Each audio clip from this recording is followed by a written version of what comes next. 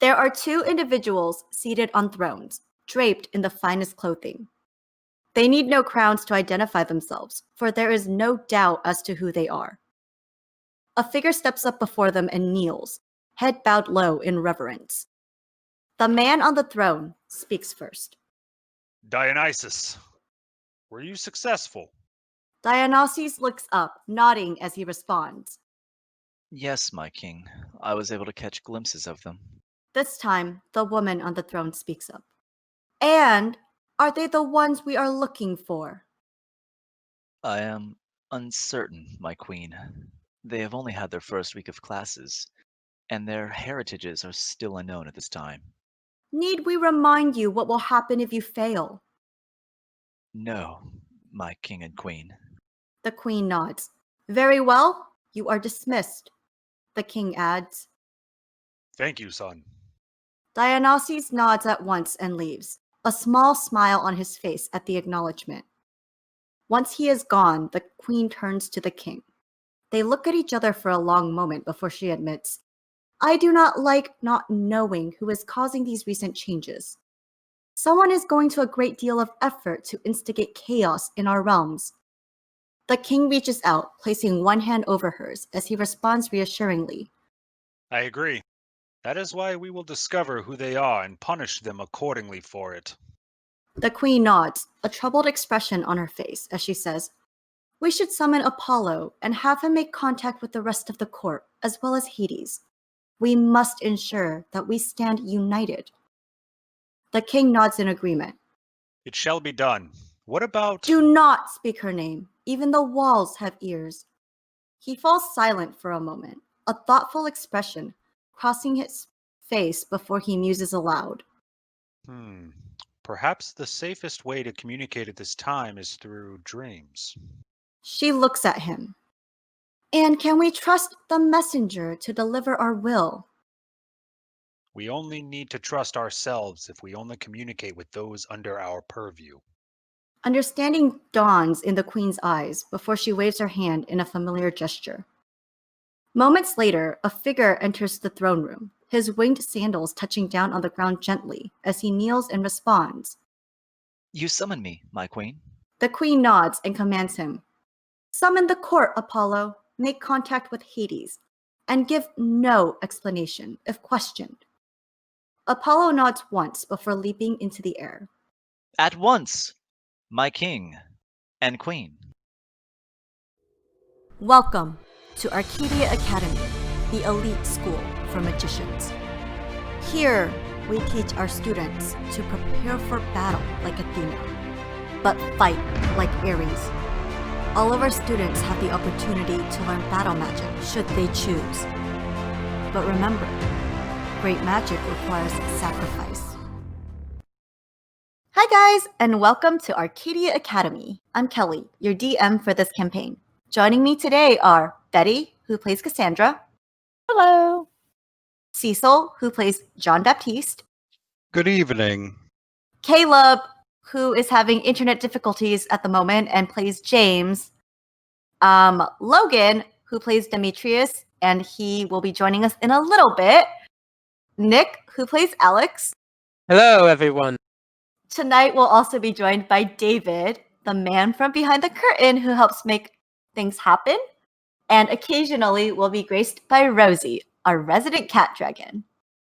So, when we last left off, immediately picking up from where you guys last left off, Demetrius receives a surprise call from home, while James has an interesting encounter rescuing a baby bird.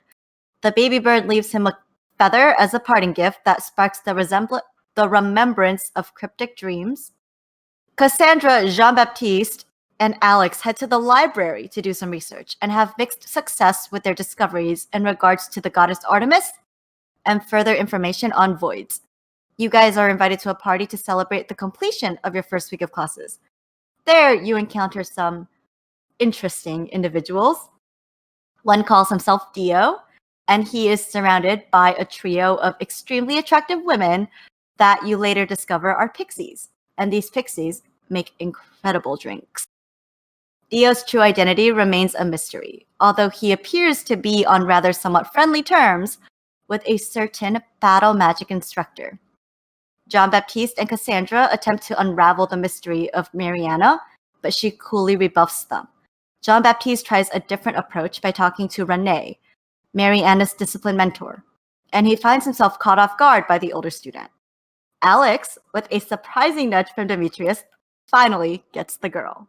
Or rather, he gets 2 kisses. The morning after the party, you all learn that a student has been attacked and another has been injured, although their identities are withheld for the time being. The next morning, as you guys are about to begin your second week of classes, you are all abruptly awoken by the sharp rapping of someone at your doors. Is there anything else that you guys would like to add to that? Can't think of anything. There's mischief afoot, and Cassandra is going to figure out what it is. There's a very large amount of things going on. Yes.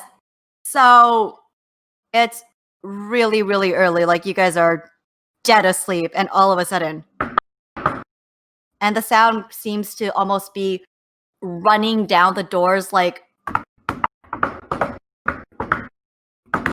so that there are knocks at everybody's doors. I wake up, and after a few groggled minutes, I walk over and open the door slightly and peek out. Okay, so Alex groggily wakes Cassandra- up confused. Oh, yes, Cassandra? Cassandra does the same. She's just going to peek out her door. Okay. Jean-Baptiste?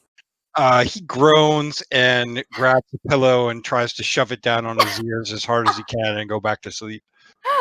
Okay, so Alex and Cassandra, as the both of you cautiously, carefully open your doors just a crack, you guys notice that your discipline mentors are standing at your doors. Jean-Baptiste, when you attempt to kind of pull your pillow over your face and continue sleeping, the knocking doesn't go away. It sounds annoyed. It sounds annoyed, and it's growing louder. All right. But for Alex, Jonathan's kind of leaning against your door frame. He looks remarkably wide awake, like he's been awake for a minute. And he grins at you and says, "Morning." What's going on? So I'm sure you've been wondering why there are no assigned times for anything, right? Like classes, training, or otherwise? Yeah? That's because patience ultimately determines the outcome of any battle. The one who is able to sit and wait can much more clearly see the end than the one who rushes in. When it comes to war, you always hear the phrase, "we ride at dawn." Like, at least in the movies, right? You don't ever hear, "we ride at 5:04 Eastern Standard Time." When you find yourself in a fight, time becomes irrelevant. So you should train your body to adapt to the unexpected. So does that mean waking? What time? I quickly glance at my phone. What time is it? It's dawn. Is that why you have woken all of us up? Well, not quite, but it's time to head over to physical fitness. Professor Walker likes to train very early for the morning classes. Got it. So Jonathan looks around real quick to make sure no one's listening before he leans in and says quietly, "I shouldn't tell you this, since I don't want you guys freaking out and all.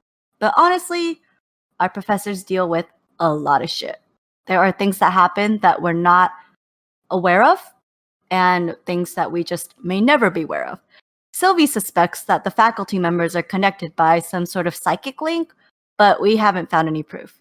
And then he says a little louder, "But on the bright side, at least technically, you're never late for anything." And with that, he opens up a container that you just now realize he's been holding the entire time. He takes something out of it and presses it into your hands. And he says, "Here, have a nutrient bar. Rosie likes to make them on the weekends. They're pretty good." Thank you. And the rest of you, Cassandra, as you look around and, as Ruga kind of explains something similar to you, he also hands you a little, what he calls is a nutrient bar. And do you guys take it? Yeah. Take it. Yeah. Yeah. Jean I- Baptiste, when you finally open the door, Telrin is standing there looking a little annoyed. He's like, yo, get up. Oh, It's shit. time for class. You And don't have to knock. he You throws can- a nutrient bar at you. So these nutrient bars are the inspiration behind Jonathan's graduation project. They are easy to digest and they're easily made in bulk with a variety of ingredients. They are healthy, delicious, and store well. They are very popular amongst the older students and faculty members, and it's not uncommon to find a tray of these on every dorm room floor. Bonus, anyone who consumes one of these gains a 1d4 to their next roll. This wears off after 24 hours if not used within that time frame, and this effect may not be stacked. Can And I eat a bar in the contrary, middle of a battle? I mean, How long does it take to consume? How big is this bar? Or is it like an action, like a potion? it would be like an action. Okay. Okay. That's So I realized I did not actually describe these bars. So contrary to their name, these nutrient bars do not resemble the standard appearance of protein bars. Instead, they look almost like a fruitcake square or like a brownie, but not looking like a brownie. They're pale tan in appearance and studded with a variety of dried fruits, nuts, and various other ingredients. They are soft to the touch, but firm enough to hold their shape. They smell heavenly and they taste incredible. And each nutrient bar is wrapped in parchment paper and tied with a string. When you say it looks like a brownie, but not like a brownie, basically it doesn't have chocolate. Exactly. Well, Which I is, mean, like makes it very sad. It needs well, to have they chocolate. could have chocolate chips in them. It's very Should. easy, like, to custom make and to make, like, all different flavors and whatnot. Okay. And Sounds Rosie, who likes to make a bunch of them on the weekends, probably makes like a million different combinations. But that picture was the one that I found that most resembled what I was looking for. So That's fair. you guys are all ushered out by your disciplined students, half asleep, groggy. And eventually you all make your way to the battle arena. If I can drag all of you there. Are all of you there? Ooh, map. Yes? I'm assuming yes from what.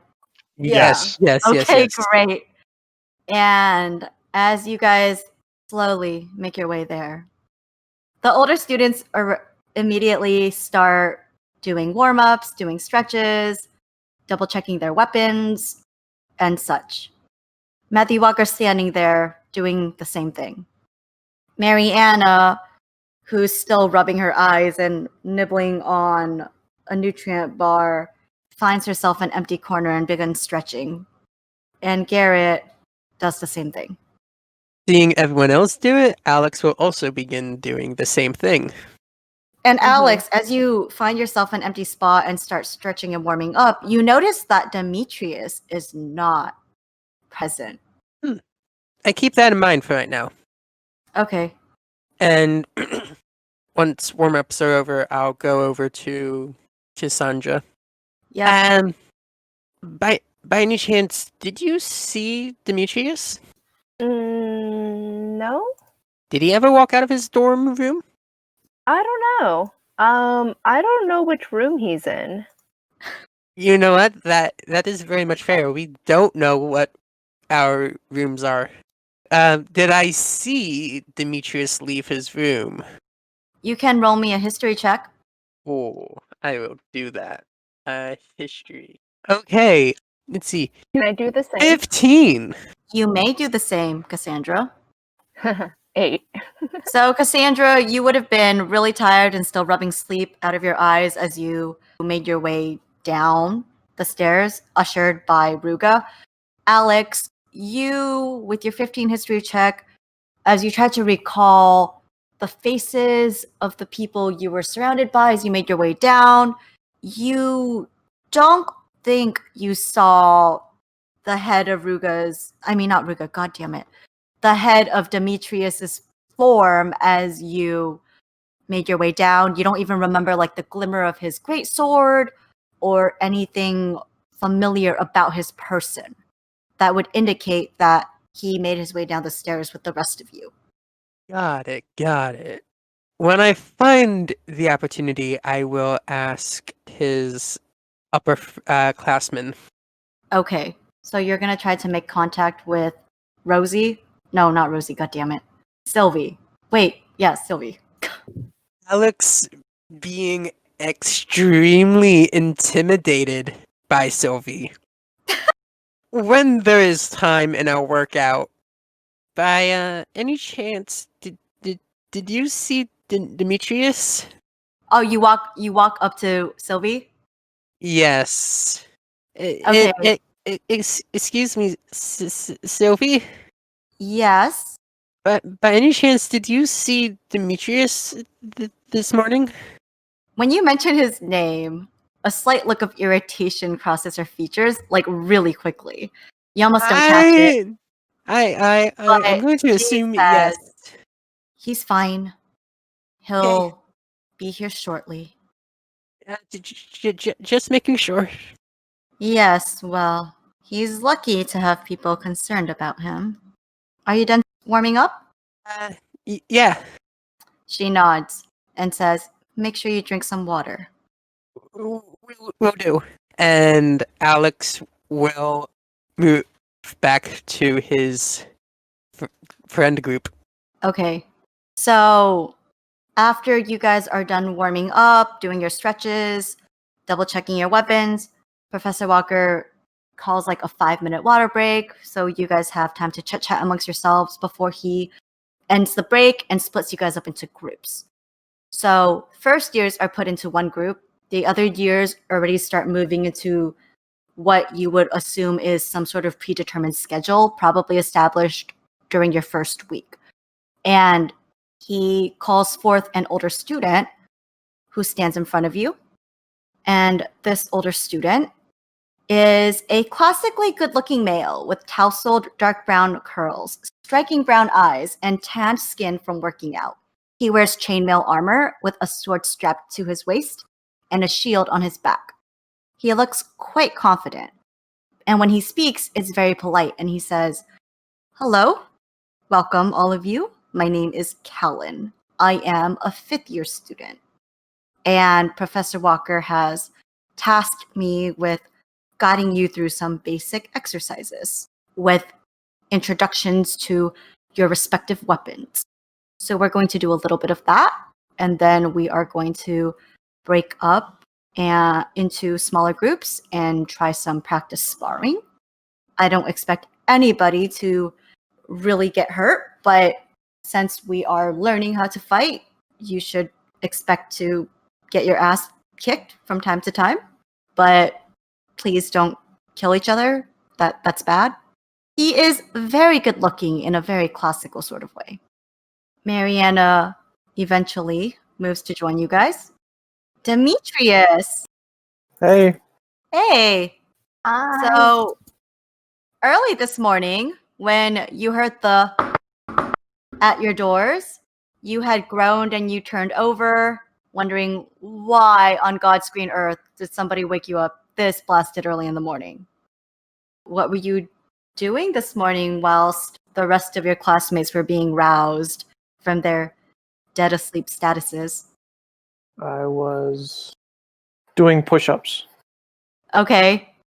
So you woke up before the crack of dawn to do push-ups? Yeah. Okay. And so when they come knocking at your door, how do you respond? Who is it? It's me. You recognize Sylvie's voice. Your discipline mentor. Sylvie? Yes. Is there like a peephole or anything on the door? Sure. Before opening it, I just make sure it's her. It is her. She's kind of leaning against the door frame, looking a little annoyed. I put on a shirt and open up the door. Okay. She explains to you that the older students were sent to retrieve their mentees and to bring them to the battle magic arena for physical fitness class. She hands you a nutrient bar. Okay. Since I'm already a little tired, I'll take the energy bar and I'll eat it. Sure. And you linger a little bit. You take your time getting over to the Battle Magic Arena where the rest of your first years and older students are already stretching and they've just been split up into groups. So please move yourself into this very loose group of first years.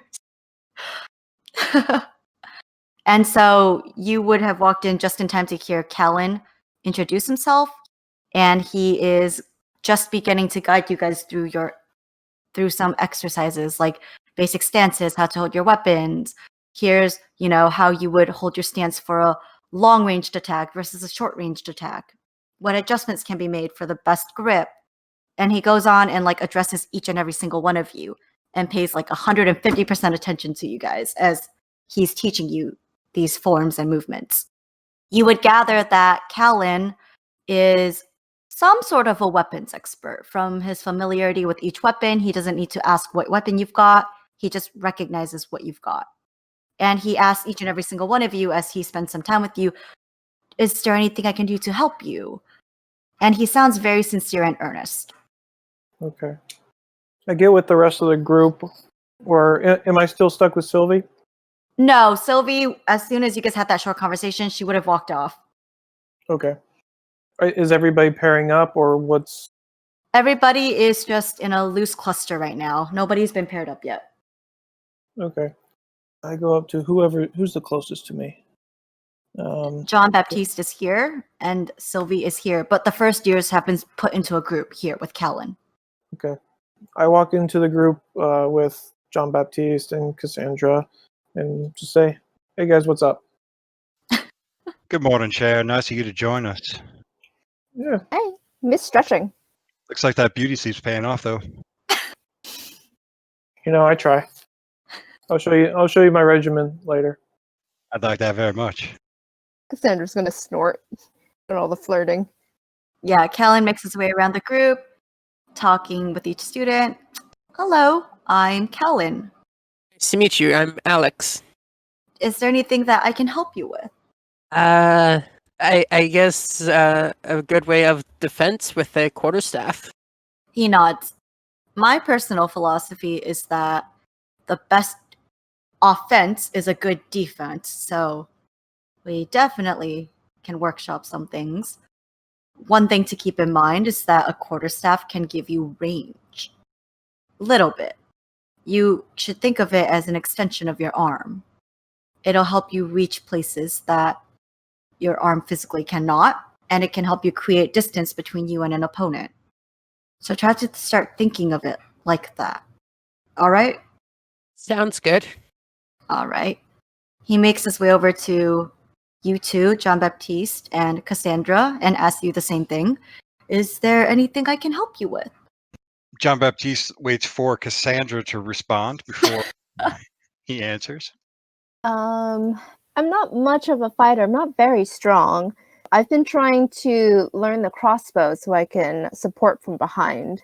That's a really good strategy.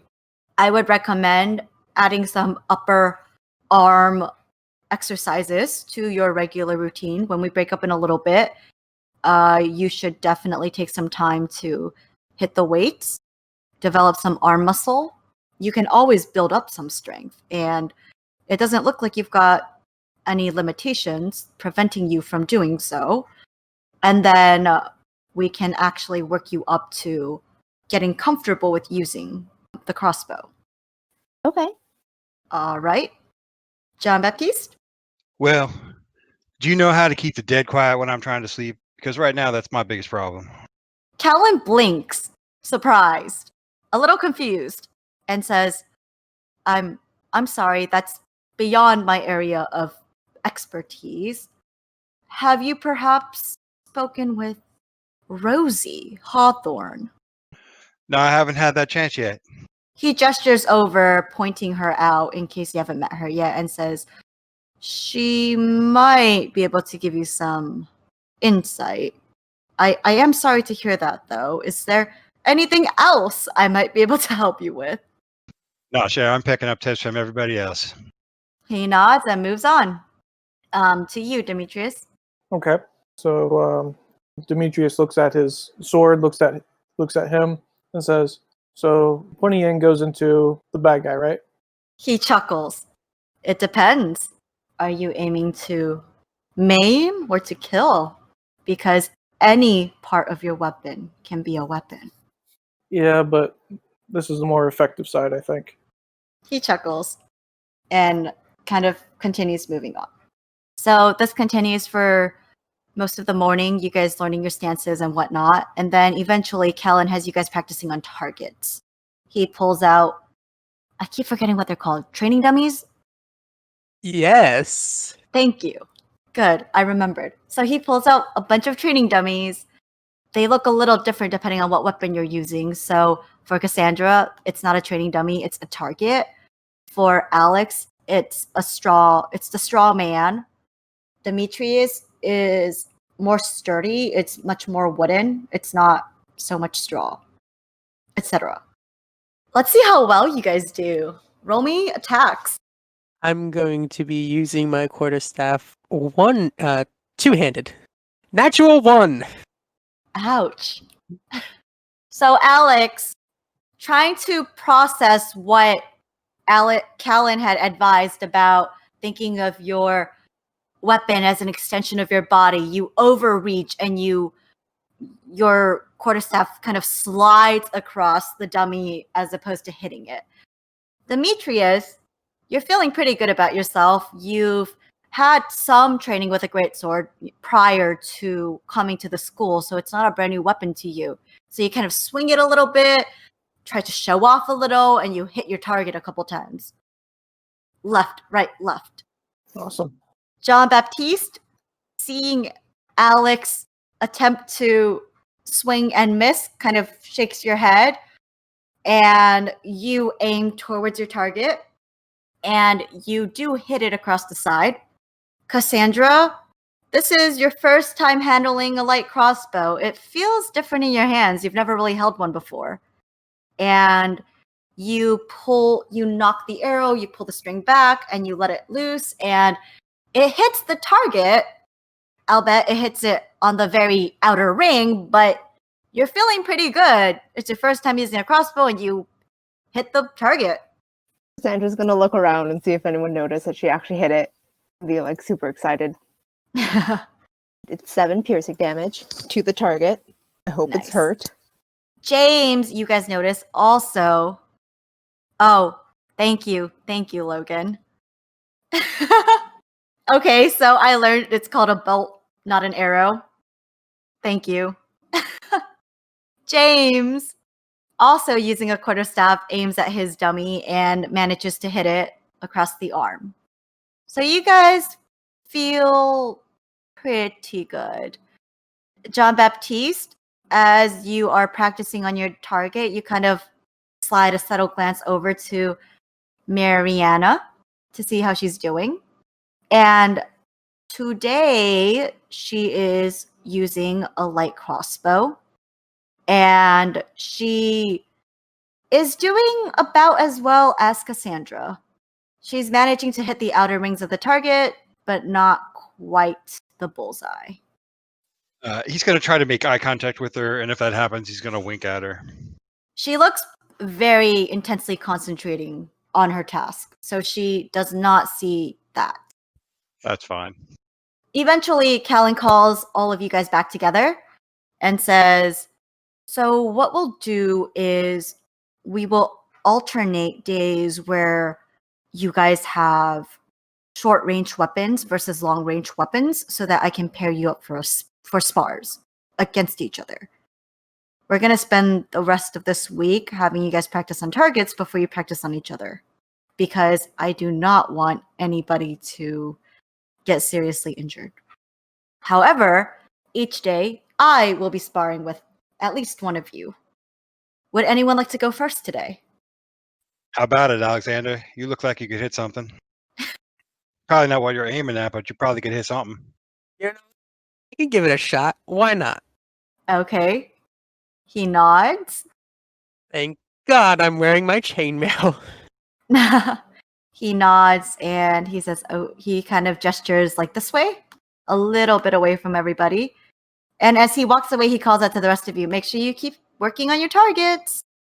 Sandra's going to be shooting, but like trying to watch the battle also, because it sounds like it will be very amusing.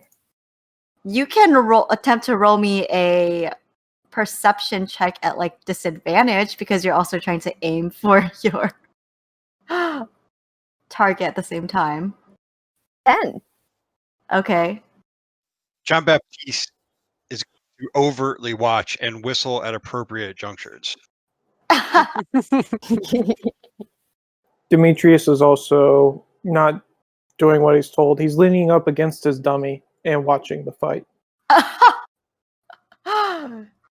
Demetrius, when you do that, you feel like a tap on your shoulder, and you turn to see Sylvie looking disapprovingly at you, like a unamused expression on her face as she gestures to your dummy, like, do the thing. Demetrius rolls his eyes and then he kind of just grudgingly taps at the dummy. Okay, so Callan gestures for you to move over to this area, and he invites you to go first, Okay. so you can start. Well, I'm going to stick with mostly non-magical physical attacks unless he pulls out something magical. I'm going to move up and I'm going to hit him with my quarterstaff one-handed. Okay, Does a 22 hit? it does. 3 bludgeoning So, damage. You move forward and you feel the momentum works in your favor as you swing one-handed, and it catches him on the side. And he flinches a little bit, but he grins like, good, I guess all you needed was a moving target. And then at that, he whips out his longsword and aims at you, aiming for your side. Wait, god damn it, I gave him a longbow. Whoops. I swear it said longsword, so I don't know why it says longbow. I guess I can't read. So let me try that again. Let me try that again. So I will take the roll from the first one, though. So he misses. He's grinning. He's really excited. He's not really paying attention to where he's aiming. And he's like, oops, it's back to you. Okay, going in now two-handed, trying to keep up some momentum with my strikes. Does an 18 hit? And 18 does. 5 bludgeoning damage. That's slightly better. He nods in approval as you catch him on his other side. You're feeling really good about yourself, Alex. You managed to hit him once, and then you spin around feeling a little confident, and you hit him again. And he says, good, good, good, good, good. And he spins around, and you're not quite sure what he just did because he totally missed you and sidestepped you. And he says, is that all you got? No. Does a 19 hit with another 2-handed strike? It does. 8 damage. Good. So this time you catch him on one of his legs, and you give him a sharp rap as you continue this side-to-side movement that you've got going. You're feeling really good about yourself, and Callan is nodding in approval, like, yes, yes, very good, very good. How each time my damage progressively got higher. So he spins around again and swings his longsword at you. Does an 11 hit? With an AC of 18? No. You have an 18? I have an 18 for Very AC. good. Very good. So he swings at you. He scrapes along the side of your armor and does not hit. And he does not look at all upset. Instead, he's kind of nodding at you like, continue doing what you're doing. Okay. So I'm gonna then swing. Yeah, I'll go in for another 2-handed strike. Why not? Does a 13 hit? A 13 does not. So this time, as you aim his opposite side, you catch his shin guard, and you feel your staff sliding across the armor, missing him. And he says, good, good, good. So And he pauses for a moment, kind of stopping your spar, and says, so you see here how in the very beginning when I told you think of your weapon as an extension of yourself, and when you were practicing with the target, you had trouble envisioning it.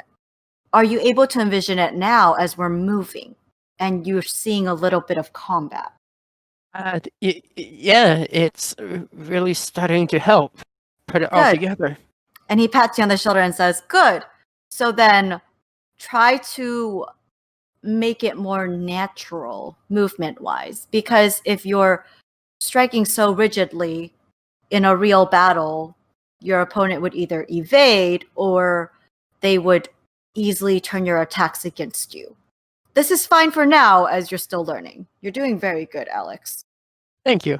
And also, sorry about that. My AC, I don't know why it was 18. I don't know why I was saying 18. I bumped it down to 16 because that's where it should be. I was Okay, wondering why it was so high. I was too, but that's fine. I never did cast Shield of Faith on myself. Oh, gotcha. So unless I Okay, did so that. that's he ends the spar there. He turns over like, anybody else? Would anybody else like to spar this 5th-year student who apparently can't aim? No, John Baptiste does not have it. That.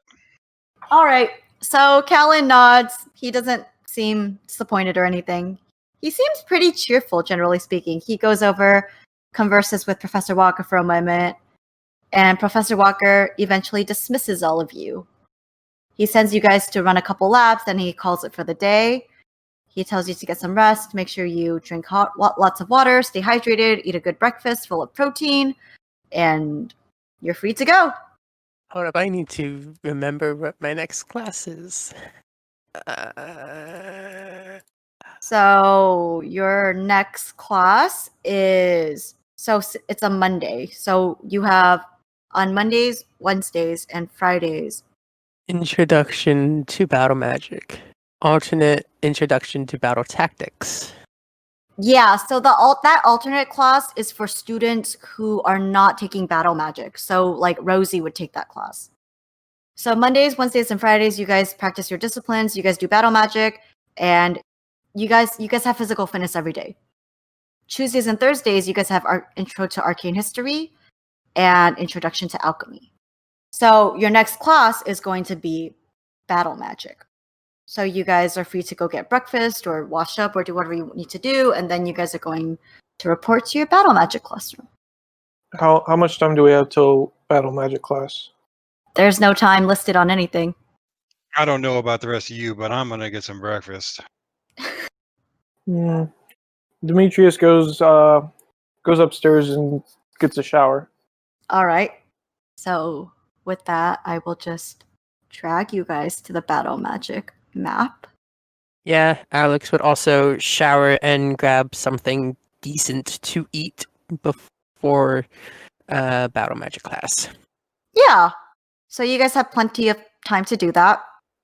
You guys are able to kind of walk off the adrenaline. You guys are able to grab breakfast, take showers, whatever you guys need to do. You guys eventually make your way to your battle magic class slowly. Who comes in first? I showed up third Oh, So okay. because I'm like, I guess I'll be somewhat early. I'll probably, as long as she's not beating me there, walk in with Cassandra. Okay. Yeah, Cassandra probably would have come with you. You guys would have eaten lunch together and all that. is there any way I can make my icon a little smaller? I feel like I'm... You know, I've been wondering that. Thank you. You just have to make sure that you save it as that one and not the very big one. How do I say? Wait, how do I save it? You, Oh, I just click in and Go- replace it. yeah. Yes! Yay! Woohoo! My God, we're geniuses!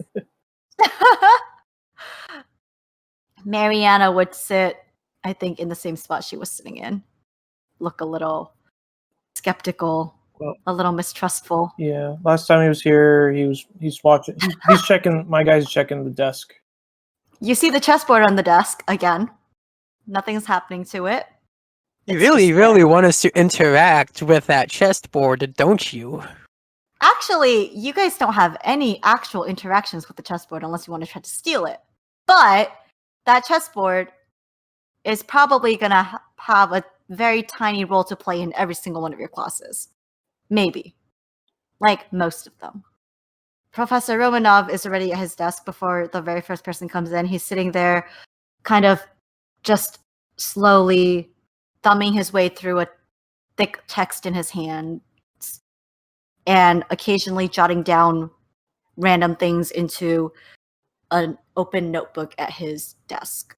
He is 100% ignoring you guys as you come in. I 100% ignore him.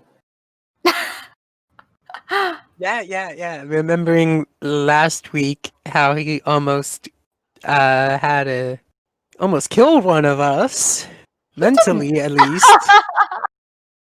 So you guys eventually all make your way into the classroom. It is about time we will get started. Yuri puts down the tome that he was reading, a copy of Charles Bukowski's Love is a Dog from Hell, and sets it caringly on his desk. Students, I've gathered you all here today to accompany me on the field trip. We are going to delve deep into the history of Arcadia Academy. Its bowels. We're going to discover interesting secrets that may pose a mystery and danger to you. And we are going to get myself a drink, as my table is devoid of any containers of which are full.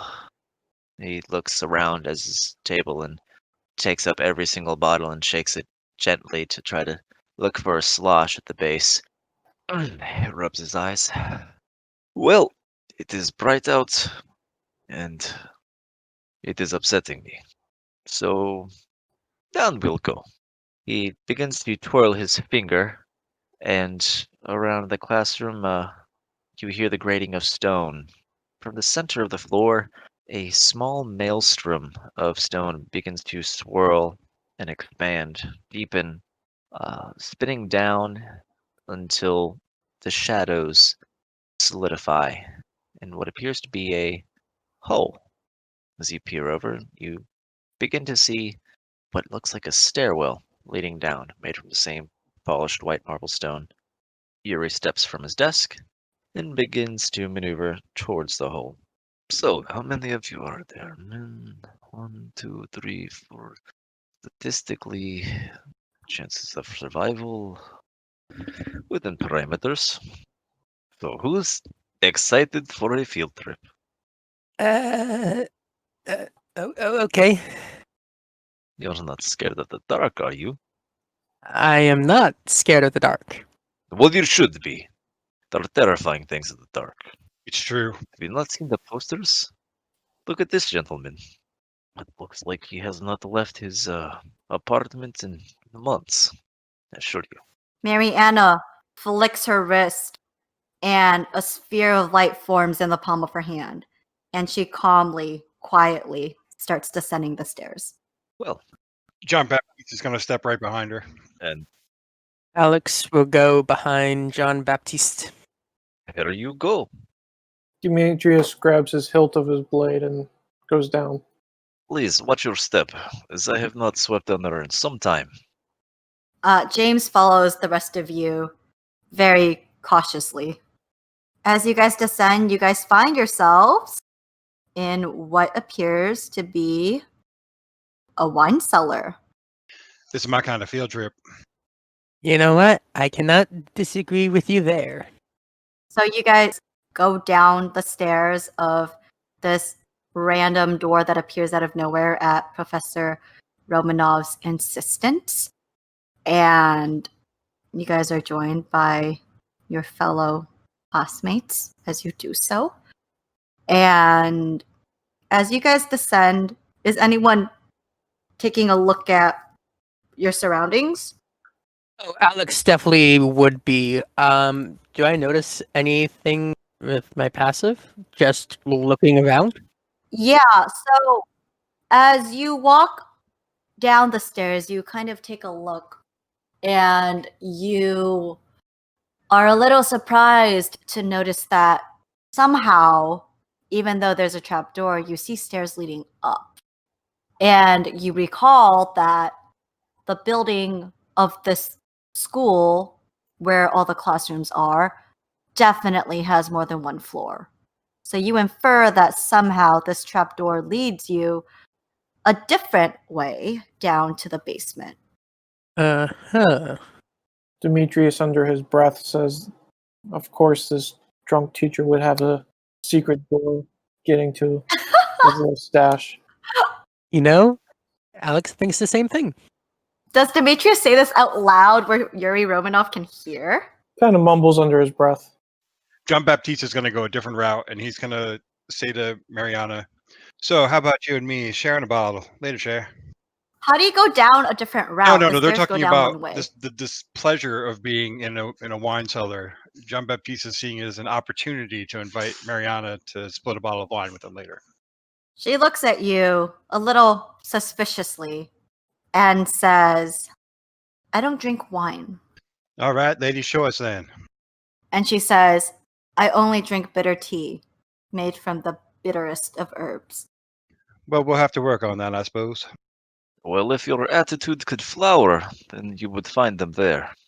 So, children, young adults, please take to the four corners. I'm looking for friends. I need a Sandamin. I need a Stag's Leap. Let's see, a nickel and nickel Cabernet. Yes, that'd be nice. And the dealer's choice for a Sauvignon Blanc. Do you think this task is beyond you? Be careful poking around. There may be spiders and other, nonsense scurrying in the shadows.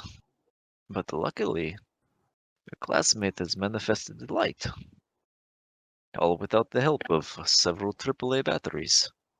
So, next question is, are these liquor shelves set up in any particular way that will help us find it, or is it all just placed here with no exact It looks like a mismatch of we just put the wine or bottles wherever there was room.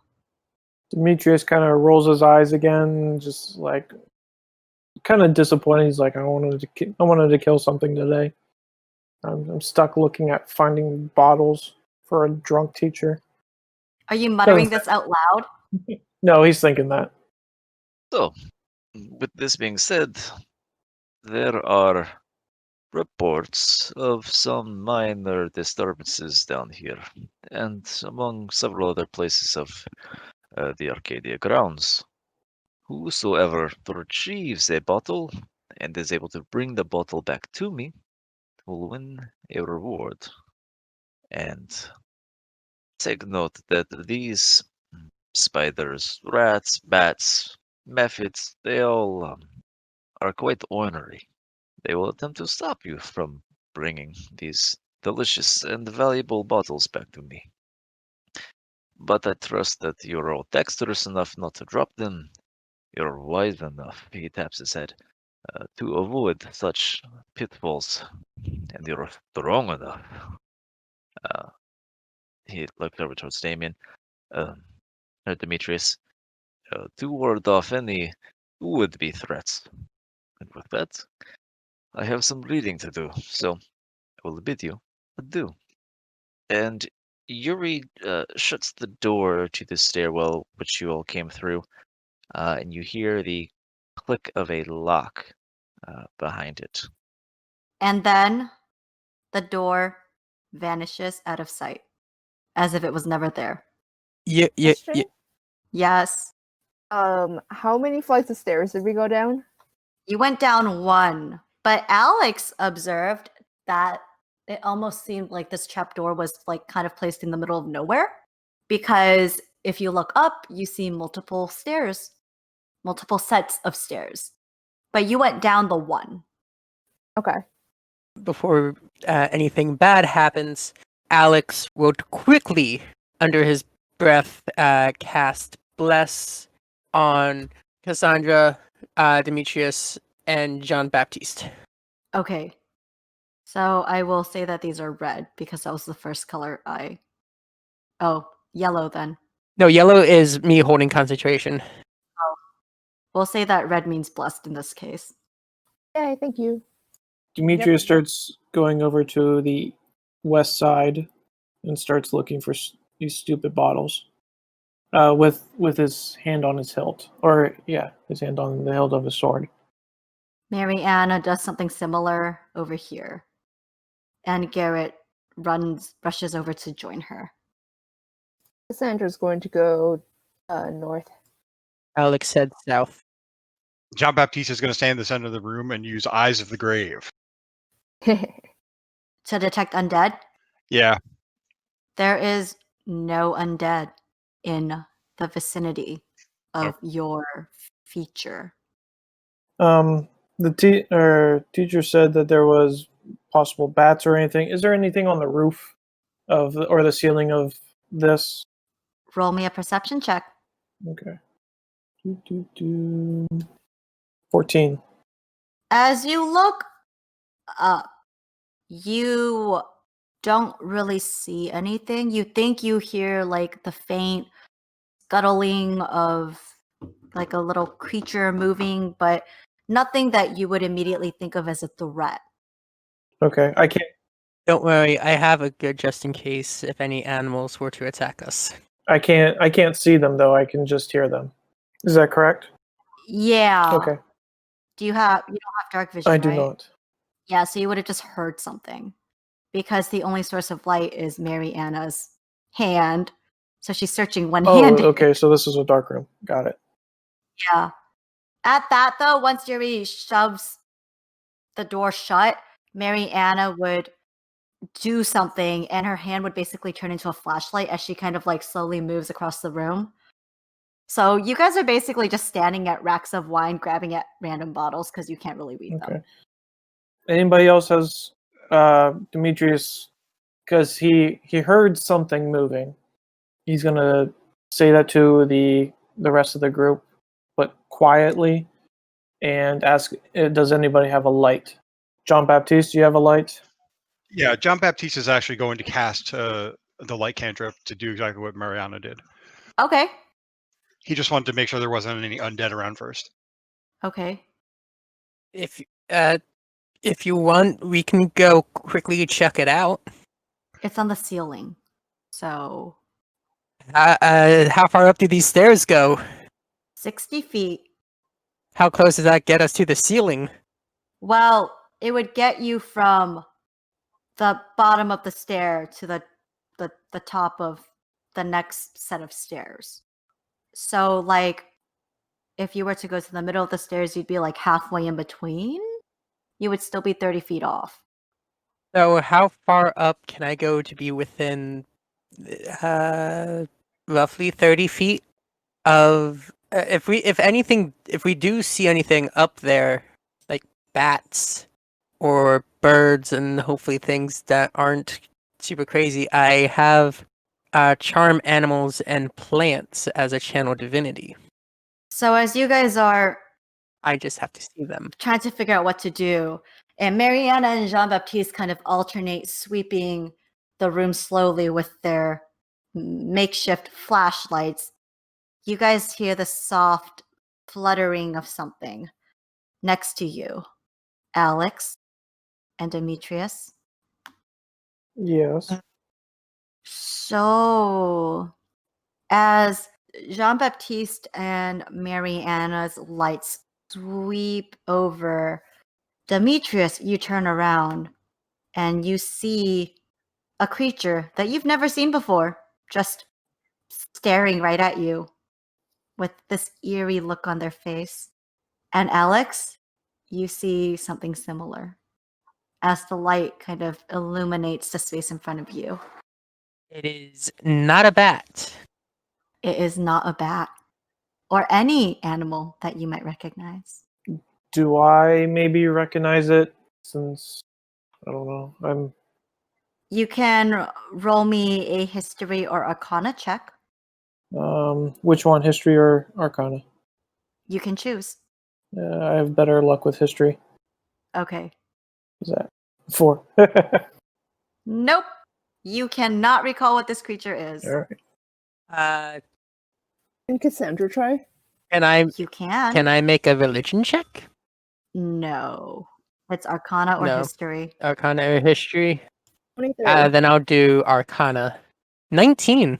So, Cassandra and Alexander, you guys have no freaking clue what this creature is. However, you guys have immediate flashbacks of Professor Romanoff saying, it could be bats, it could be creatures, or it could be mephits, and you think that this might be a fucking mephit. You don't really have any idea what mephits are, Great. though. We got meth heads in here. So with that, I need to clear the initiative tracker somehow. Oh, it's blank. All right, guys, roll me initiative. Thank God I already cast Bless. Oh, dear. Ah, that's Oh. good. It's okay. Crit failing on initiative doesn't Yeah. punish me. I just I got go an in there. 18. Damn. So why is this difficulty deadly? Oh, I didn't know that was a thing. that is a better 20 thing. Okay, well, we're gonna ignore it because I hope that's not what it turns out to be. Maybe they have scarier adjectives for other things, and deadly is actually not that bad. Hopefully. Okay, so Jean-Baptiste rolled a 6. Oh, I see what the initiative thing is. Mine's not on the turn order. I'm not sure why. Did you click your token? Why do I have +5 to initiative? I see right? 18. It could be your subclass giving you're doing something instead of using something. Roll it again, and I'll give you 18, Logan. Okay. Click on Demetrius's token and roll again. It won't let me for some. Oh, that's because I'm on the roller. Oh, well, that would make a lot of sense. So Mary Anna needs to roll initiative, There we go. 17. That's the same. I'll take the 17. and Garrett needs to roll initiative, I'll keep. Yes. I'll keep the 17. It's basically the same thing. and they're not showing up somehow. Why are my NPCs not rolling initiative? Or they're not showing up on the token thingy. I have 1 mephit, I have 2 mephit, 1, 2, 3. I have 5 PCs and no NPCs. No worries. I got this. Okay, at the top of our turn order, Logan, Demetrius, Alright. you can start. Demetrius is excited. He pulls out his great sword and Okay, he takes a swing at it. okay. Roll to, a 21. Does that hit? A 21 is a Alright, hit. cool. 8 damage. 8 damage, okay. So I need to subtract 8. The mephit screeches. So it's this guy's turn, and he is going to slash at you, Alex, with its claws. Fun. AC is Does 16. a 7. Okay, so he does not hit. Its claws kind of slash across your chest, but hits your armor. Your armor holds up very well. And it is now your turn. So I'm assuming it got closer to me. It did, yes. Okay, just making sure because of. Okay, you know what? I'm going to cast Ward of Radiance on it. Okay. Can you drop that into the... Yep. I need a Constitution saving throw of DC 13 It saves? Is it half damage or all or nothing? damage. What? It took no damage. It's all or nothing. Okay. So nothing happens? Nothing happens, and I'm. Anything else? Nope. There's nothing else I can do. Okay. So, Cassandra, it is your turn. You hear screeches from across the room, and from the glimpses of light that you get from Jean-Baptiste and Mary Anna's makeshift flashlights, you can see little tiny creatures kind of accosting your friend. Okay. Can I see enough of the creature that's down here at the very bottom to hit it with a ranged spell attack? I will say that between the flashlight kind of sweeping the room, you think you have a pretty good idea of where it's at. I'm Okay. not going to give you a disadvantage on that, but it's going to be a normal roll.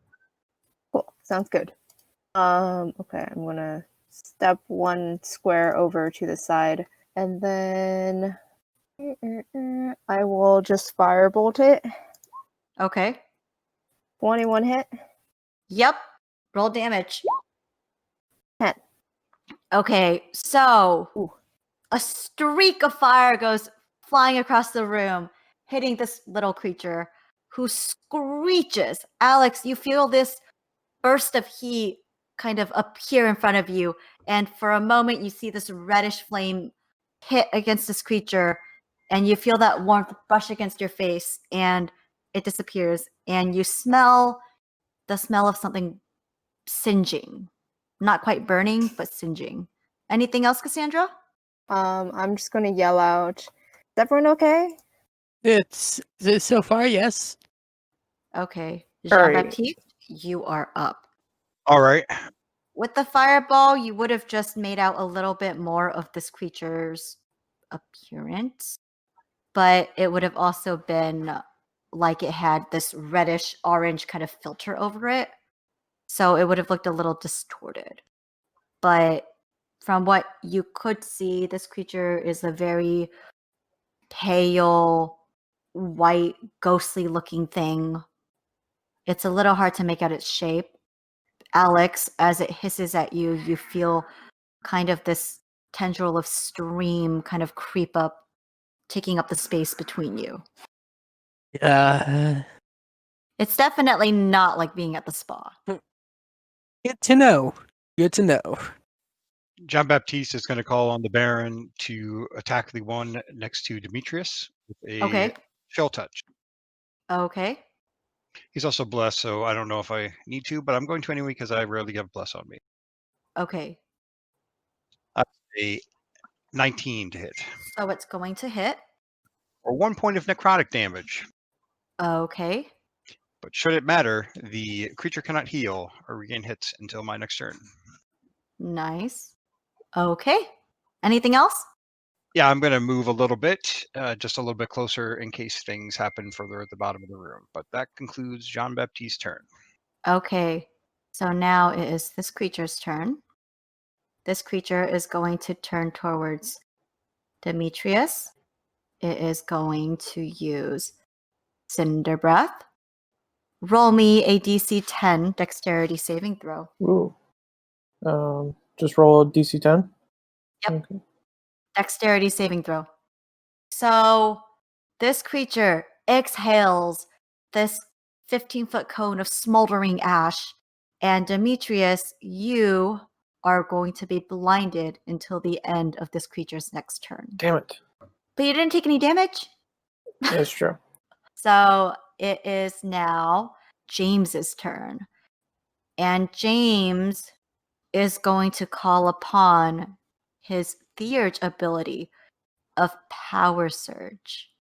And he is going to give you, Demetrius, advantage on your next roll as a bonus action. Woohoo. So it's a bonus action for James. So he himself, so that's his bonus action. And now he is going to also cast Firebolt at the creature attacking you. So let's do multiple things here. So he rolls a 16, which hits. And it's 1d10 fire damage. So this little creature screeches as it takes 9 more damage. It's looking a little hurt. Damn, how much HP does this have? Pretty hurt. It's smoldering more than it was as it exhaled this breath weapon at you. That is the end of Demetrius' turn. Mariana's turn.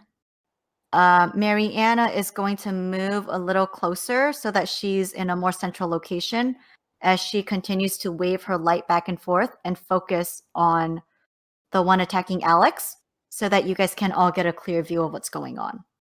Garrett is going to aim his light crossbow at the creature attacking Alex. He hits for... Oh, wow. He hits for 8 piercing damage. and he moves a little closer so that he can watch Mariana's back and also get a glimpse of the other one. It is back to you, Demetrius. So I'm blind right now. Yep. I'm just gonna make a.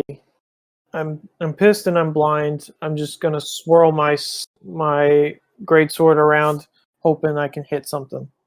It's going to be a roll at disadvantage. Yeah, I know. But you do have it. But you can have advantage Oh, on your attack thanks to James. Oh, yeah, you James, can. which would because make it a regular roll, and then you have a D4 from guidance. Good call. That's right. Woohoo! If you want gonna to use use, that. if you want to use all of that. Yes. Yeah. Yes, let's do all of that. So roll Nice. So 20 Oh, yeah. definitely hits.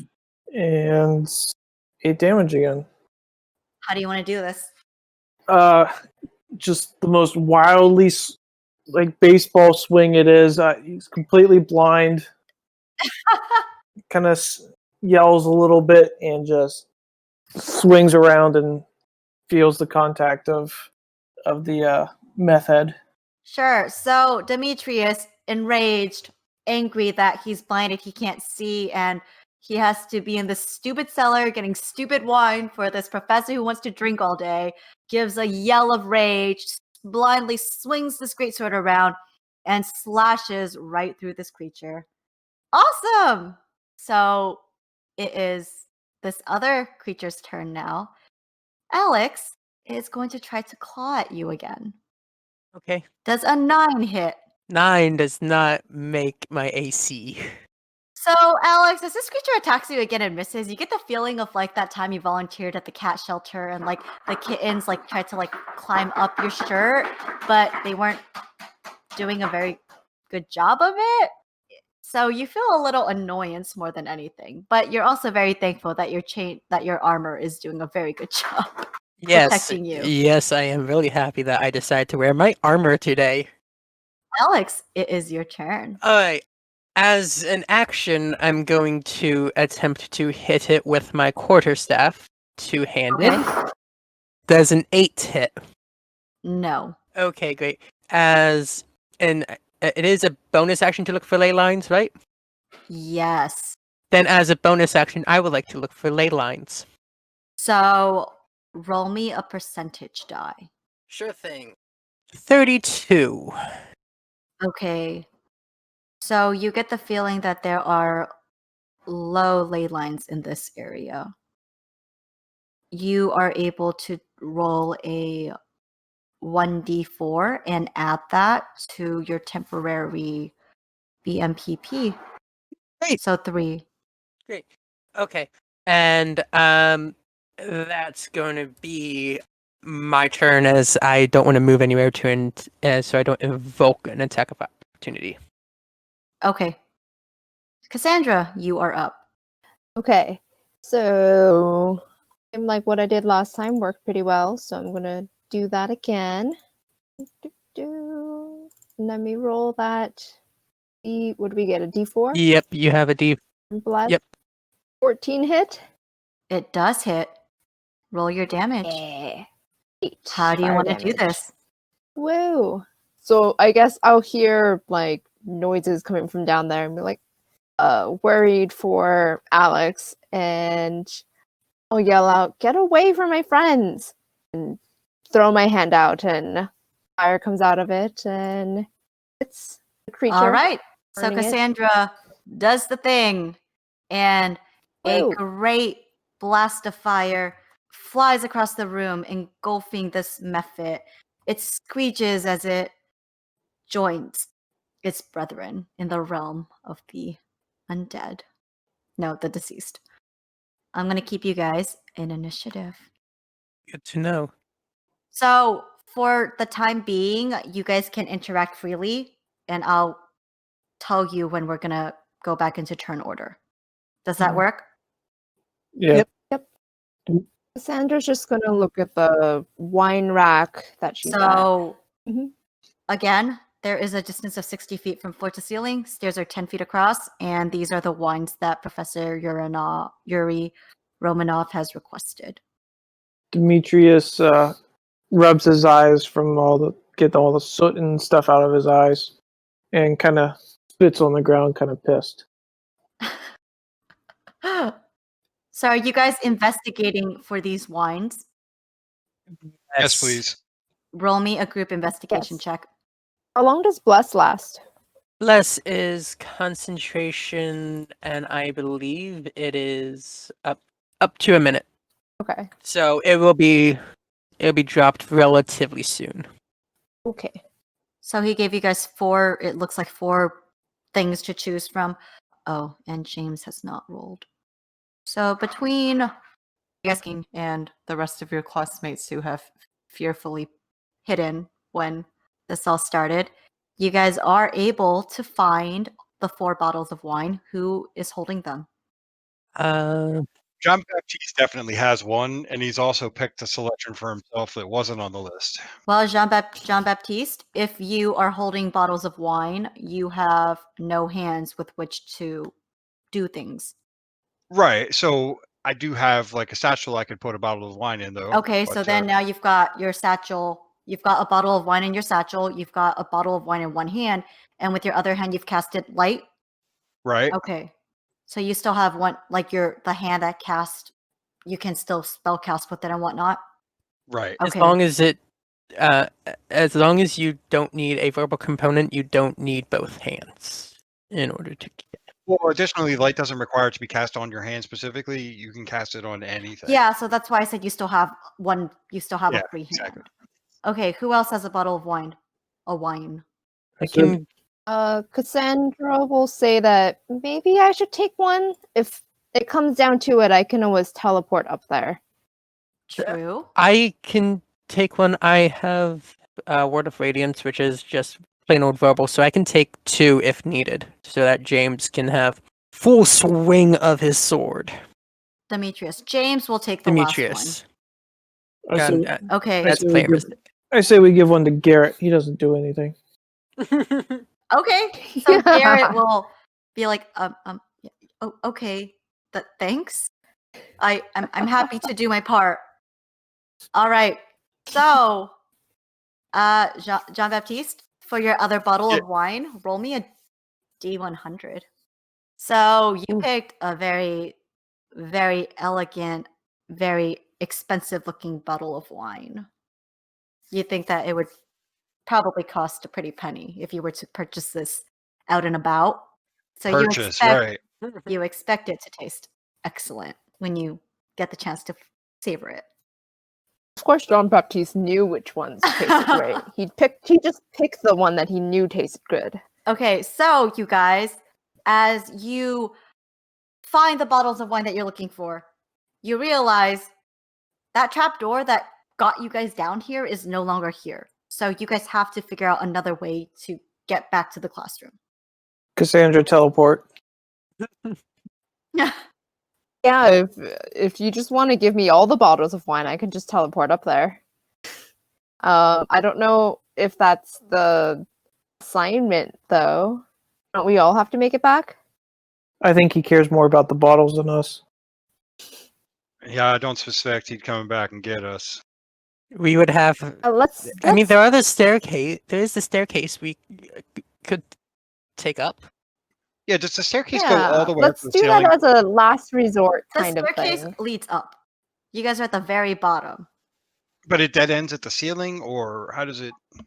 How does the top part of it look from where we are? So you guys are at the very, very bottom. Like when you go up, it connects to another floor that goes up and connects. Like when you go up the I stairs. got you. Okay, so it's one staircase, multiple floors. Got it. Yep. I think it'd be best if we go up the stairs until we come up to a door. Let's go. Mariana sighs and says, "I suppose so," and she leads. And probably after that, Bless drops. All right, so you guys all make your way upstairs. So they are circular, I guess, if that's what you were asking. No, we were just wondering about the upstairs landing. Like at the very top? Or at least until there's a doorway that we can walk out of. When you walk up to the next floor, you don't see a doorway of any sort. It literally looks like this endless tunnel, but going upwards of stairs. Just after physical fitness too. How many more stairs are there?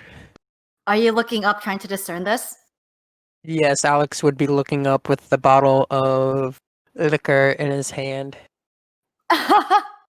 So as you look up, you determine that there are at least 3 more curves. So you think that there might be 3 more floors. So place yourselves, please, on the second floor.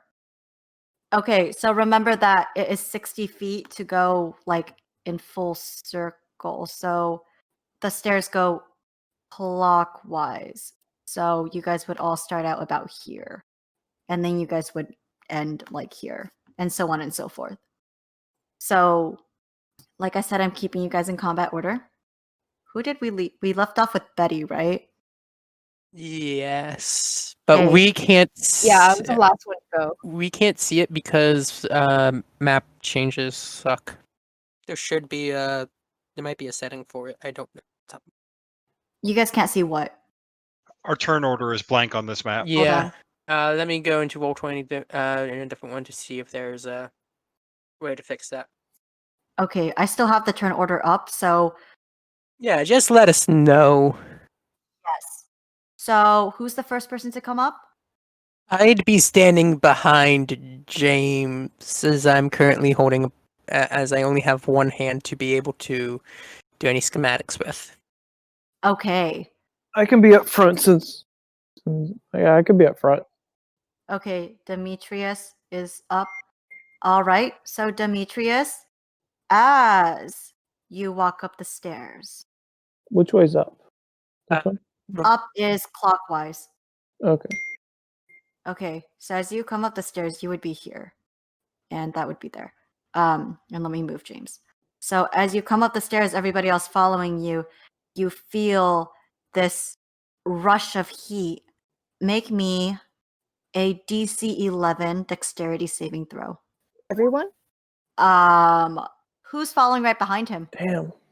God, Alex would be behind Demetrius. And who's behind Alex? Cassandra. So all 3 of you make me a DC 11 dexterity saving throw. Sure. I am not good with my saving throws today. I would like to, Apparently, can I use that? You guys I have advantage. I forgot Yeah? that you guys all took nutrient bars. You guys can add a D4 if you'd like. Good, I would like to do that. Mm-hmm. Yeah, I'll do it too. Not much better. Oh, no. So 8, Logan, Demetrius, make your D4. Yeah, So 10. still didn't make it. Cassandra, roll your DC 11 plus your D4. Crit. Great. So do you guys want me to Yay. roll for damage, or do you want to take the average? Roll for damage. Bring it on. Okay. Betty? Doesn't really matter to me. Okay, so I will roll for damage. So this one is you take half damage on a successful save. So you either take 7 or you take 3. So roll accordingly, and then I believe it is Goodness. in the turn order. It is it is James's turn. So James, seeing all 3 of you guys kind of flinch as this burst of heat, this reddish smoky heat just kind of appears in front of you guys. He would be behind, I think, Cassandra, and he will tap on her shoulder and give her guidance. Okay. All right, so then, do you guys see the turn order or no? No. Okay. Do you want me to just call out the names so that we can keep the turn order? Yeah. Yeah. That Okay, works. I can do that. So then now it is Demetrius's turn. All right. I can see it though. I can see this, right? Because it's right in front. Yes, it's right in front of you, so you do see this tiny little reddish creature appear before you. All right. I swing at it with my greatsword. 17. Okie dokie. And 10. a 17 hits. Roll me damage. 10 slashing. Okay. This creature screeches at you, not very happy. I'm not happy it hit me. So minus 10 slashing damage, so it's still up and moving, and again, looking a little annoyed. Kind of like, hey, dude, I was just doing my thing. And Alex, it is now your turn. Okay, then who goes after me? Or sorry, before the turn before it goes, I would like to put up a light ward on So myself. you'll put up a light ward now because it goes right after you. Okay, okay. Then I put up I spend a point. I put up a light ward on myself, giving me 5 temp HP. And I will then, as an action, cast Word of Radiance. So I need a Constitution saving throw for 2 on. radiant damage. So with battle magic is an action. So you can choose to cast a spell, like a regular spell from your list, or you can choose to do something with battle magic. Okay, then It's not a bonus action. just do that. I'll just So put you're up going to the cast ward. a ward. So this is to be cast at the end of another creature's turn, meaning that you can say, okay, so I start forming the sword and it solidifies by the end of the creature's next turn, or by the end. You said before yours, so Before its. before At the its turn. end. At the end of the turn of the creature before it. Okay, so you start chanting under your breath, and it will form. After my turn. Well, by the end of your turn, since Okay, well, in this case, we're gonna workshop that one a little bit, but I'll give it to you this time, and we'll figure out the language for that alright, after. how far away? I know that's a schematic. The creature's about. It's since it's the creature is in front of Demetrius, who is in front of you, so it is 10 feet away. Okay, just wondering.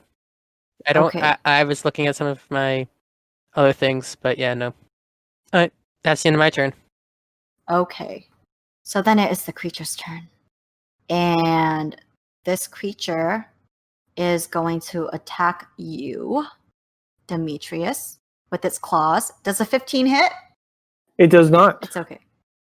Okay, so it tries to slash, and you feel this heat briefly kind of touch you, but your armor holds firm, and it takes no damage. This creature kind of pulls back a little bit, hissing, but it remains in front of your party, in front of you, angry. Demetrius smirks at this. Jean-Baptiste, it is your turn. Can you put my token where it's supposed to be? I'm not sure related to. the Sorry, circle yeah, on the so map. this was a little confusing. So, okay, so let me move you guys around real quick. So, okay, Demetrius. Okay, so here, this creature would have been here. Alex behind it, Cassandra behind it, and then he would have been there. And I guess you're bringing up the rear, something like that. Sure. So you guys are all going upstairs. So it is the stairs go clockwise. So left to right, I guess. Left to right to left. Can John Baptiste see the creature, or is the curve leaving the creature out of his sight? So these stairs are 10 feet across, so you guys can double up. You could make your way up to see the creature. You don't see it at the moment because of the curve. But you might have heard Demetrius yelling like angrily or something. All right, then John Baptiste will move up to stand next to Cassandra. Okay, so move yourself up. As it is kind of dark, did you bring the lights from the cantrip with you, or? Yeah, it's cast on himself. Okay, so so are you moving those lights or not really? the light radiates 20 feet outwards from him. Mm-hmm. Okay, So so if then you you would just- see it. Okay. Yeah, you would just barely make out the outline of its reddish form. All right. So since I can see the creature, I'm going to toll the dead. Okay, roll me a DC 10 charisma save. That is not the right value for that. It should be a DC 13 charisma save. Okay, so hold on. I will roll the charisma anyways. So it fails. It takes 2 necrotic damage. Correct. Okay. So this dolorous sound of bells ringing echo throughout the stairs, and this creature screeches in confusion, not knowing where the sound is coming from, and it takes 2 damage, and it is still standing. That's it for me. All right, Cassandra, you are up. Okay. Cassandra does not like that she was hit and is down some points. Question is rolling for battle magic points, is that an action or a bonus action or Rolling what? for your BMPP. Well, rolling for your BMPP is a bonus action. Okay. I'll take that bonus action, roll for BMPP. Okay. Means I only get 4, technically. Yes. Okay. So, what would Cassandra like to do with her 4 BMPs? That's a good question. So, she got hit earlier by fire, right? This thing's fire? Mm-hmm. Okay, yeah. So that's why I'm thinking about not using my firebolt, just in case Okay. it would add to it. Mhm. So I think I will instead pitch it with offensive magic Frostbolt, I believe would be the Okay. best thing to do. And what modifications are you going to make to this frostbolt? So how many BMPs are you planning to use? Is it going to be at base distance, or are you increasing the distance? No, it doesn't need to be increased. Yeah, a bolt goes 60 believe feet at it's- base. Yeah, it's close enough. So I am just going to see damage output at base range. Okay. So at levels yeah, 1 through so 4, it it's would going to be 1d4 per BMP. So how many BMPs would you like to use? let's use 2. Okay. So 2d4. Yep. And then can I just have it hit on my turn? So this happens at the end of another creature's turn. So you want it to happen at the end of your turn? Yeah. So Okay. did you roll the 2d4? Not yet. Okay. 'Cause I was trying to see if I could do it now or later. Yep. Okay, cool. So do it now. And there's no modifiers or anything to it, right? Nope. It's just a straight Okay. whatever that roll is. That's cool. 4 So 4. full damage. I just realized I think we forgot a very important component of this, and that's how you hit. With defensive battle magic, it happens with you don't need to roll for it because you're casting it probably on yourself. Or, even if you're casting it for an ally. But with the offensive magic, you're gonna roll to attack, so it's a 1d20 plus your spell attack bonus. So, sorry, Betty, we did this backwards. So, go ahead and roll the d20 plus your spell attack bonus. Okay. Hold on. 13 total. So, 13 total? Okay. So, Cassandra closes her eyes and concentrates. She opens it, and she throws her arm out towards this mephit, and a streak of... You said frost, right? Yeah. A streak of just cold frost launches at this creature, and it screeches as it's engulfed. It looks a little hurt. Definitely does not look happy. Anything else you want to do? No, that was my bonus action and my action, so there's nothing else I can do. And also that it was at the end of my turn that happened. Okay. So it is James's turn. James is going to cast Chromatic Orb towards this creature. And he's going to cast it with cold damage. He is going to... It's going to miss, unfortunately. And he is going to attempt to move a little bit to the side so he can get a better view. He still doesn't really see much. Demetrius, back to you. Oh, yeah. Demetrius takes another swing at him Okay. with all his might, which is a 20. A 20 will hit. Roll for damage. All right. 6 slashing. How do you want to do this? He's kind of mad that the creature has the high ground, and he just goes and he chops him off from his legs and knocks him out. All right. So Demetrius, annoyed that this creature's in their way, swings his greatsword, slashes at this creature, and slays it. All right. Are you guys going to continue in this turn order? See why not? Are you? I going mean, not to- turn order. Sorry. This order going up the stairs. Is anybody going to make some moves? I like my order, but I would like to cast a spell on myself before we continue going. Sure. Or while we're continue going. Okay. I'm just gonna cast false life on myself, so I'll Okay. get 6 temporary. Okay. Yeah. Anybody else want to do anything before you move? I'm good. Okay. Do you guys hear like the pitter patter of footsteps as Mariana and Garrett kind of join behind you guys? They look a little out of breath, like they've been running. So you guys continue to move up the next set of stairs. So again, Demetrius, you are at the front. All right. Continue to go up the stairs. Okay. As you Hello. do so, you hear screeching coming from the shadows. Can I discern what kind of screeching? It sounds very similar to the creatures you just fought. I don't see it yet though, right? No. Okay. If no one else heard it, I will relay it back to everybody and Okay. say, does anyone got an idea or a plan? I mean, I can pull it closer to you, but I don't think that'd do everyone else any good. Well, to me, but to me also means to you. So Anybody? I can also make it easier for us to hit it if I hit it first. Whose turn is it next? I just went. I think it's mine, unless the creature goes before me. So it is. I think the creature goes before me.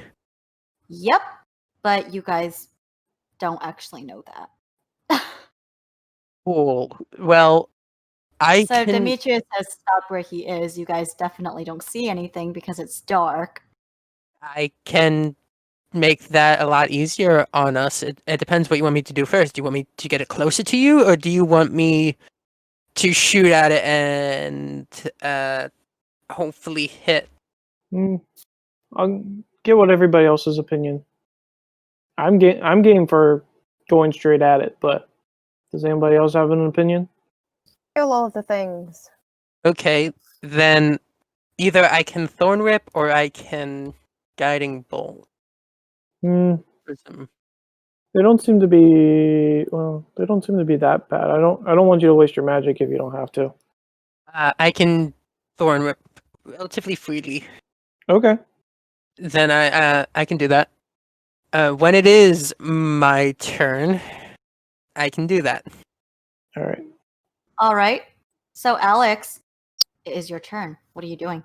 Okay, I'm gonna move up until I can just barely make it out, so that I can hit it normally. Okay, you're going to be standing like right next to it. Now I wish I had the light spell. So if you want to do that way, you're going to have to be standing like right next to it.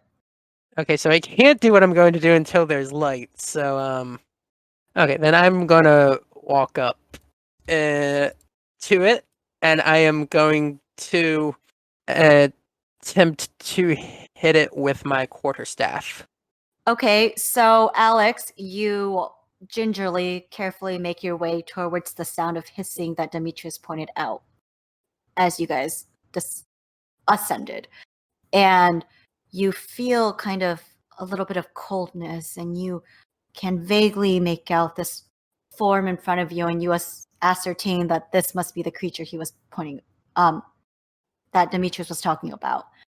And roll to attack. Yep. As soon as you see it, you're like, Natural 20. roll for damage. Dealing a total of 10 bludgeoning damage to it. Wow, this creature screeches. And that is going to be my turn, as I do not have a good bonus action. Okay, John Baptiste, you are up. All right, he'll navigate up the stairs, see the creature, and again call on the Baron to bring this fellow home, casting Toll the Dead. Okay, So it fails, takes 9 necrotic damage. Yep. Well, you guys can't see it, but from its wails, you assume that it is hurting pretty badly. That's it for John Baptiste. Cassandra, you are up. Okay. I'm gonna move up. John Baptiste still has light on him, right? So It lasts should an hour. still be able last an hour. We should be Oh, able then to Alex see... definitely would have seen it. But then you guys would see it. It's you said it's 20 feet? Correct. Okay. Oh, if I could have seen it, then I definitely would not be up here. Well, I don't know if you would have seen it earlier before Jean Baptiste moved up. Yeah, Good because point. you guys were under the turn, like below the turn, so you guys wouldn't have seen past it. That's why point. I said you have to Yeah. get up to it. Good point. Good point. But now I can. Okay. Yeah. I'm gonna try to hit it with my firebolt. Does a 18 hit? Yes. Roll damage. 6 fire damage. Okay. So, 2 things happen when Cassandra does this. The first is that this creature dies. The second, Alex, I need you to make me a DC 10 dexterity saving throw. You're very loving these saving throws tonight. 10 exactly. They're methods. Okay. Sorry, Nick. So, would you like me to roll for damage or would you like to take the average? Go ahead and roll for damage. I'm sorry? Roll. Roll. So, give me, you take one, you barely save. So, take 1 slashing damage as this method explodes in a burst of jagged ice. Cool. As soon as we're not in a major turn order, I would like to cast Cure Wounds at first level on myself Okay. to try to regain some hit points. If we're not in immediate combat, that is. If we are, then I will not. Uh-huh. 10. Alex, Yes. you forgot to take 1 HP at the start of your turn from your self-preservation feature as a Stitcher. Right. So you can negate that 1 that you just took. Okay, but still, I was at just about half health anyway. Mm-hmm. In case there's another thing, Mm-hmm. I still heal myself. Mm-hmm. And you guys are still in initiative. So, Cassandra, anything else you want to do with your turn? I don't believe there is anything else. Use my action. So yeah, there isn't anything else I can do. Okay. So it is James's turn. He makes his way up to Alex and will give him touch his shoulder and give him guidance.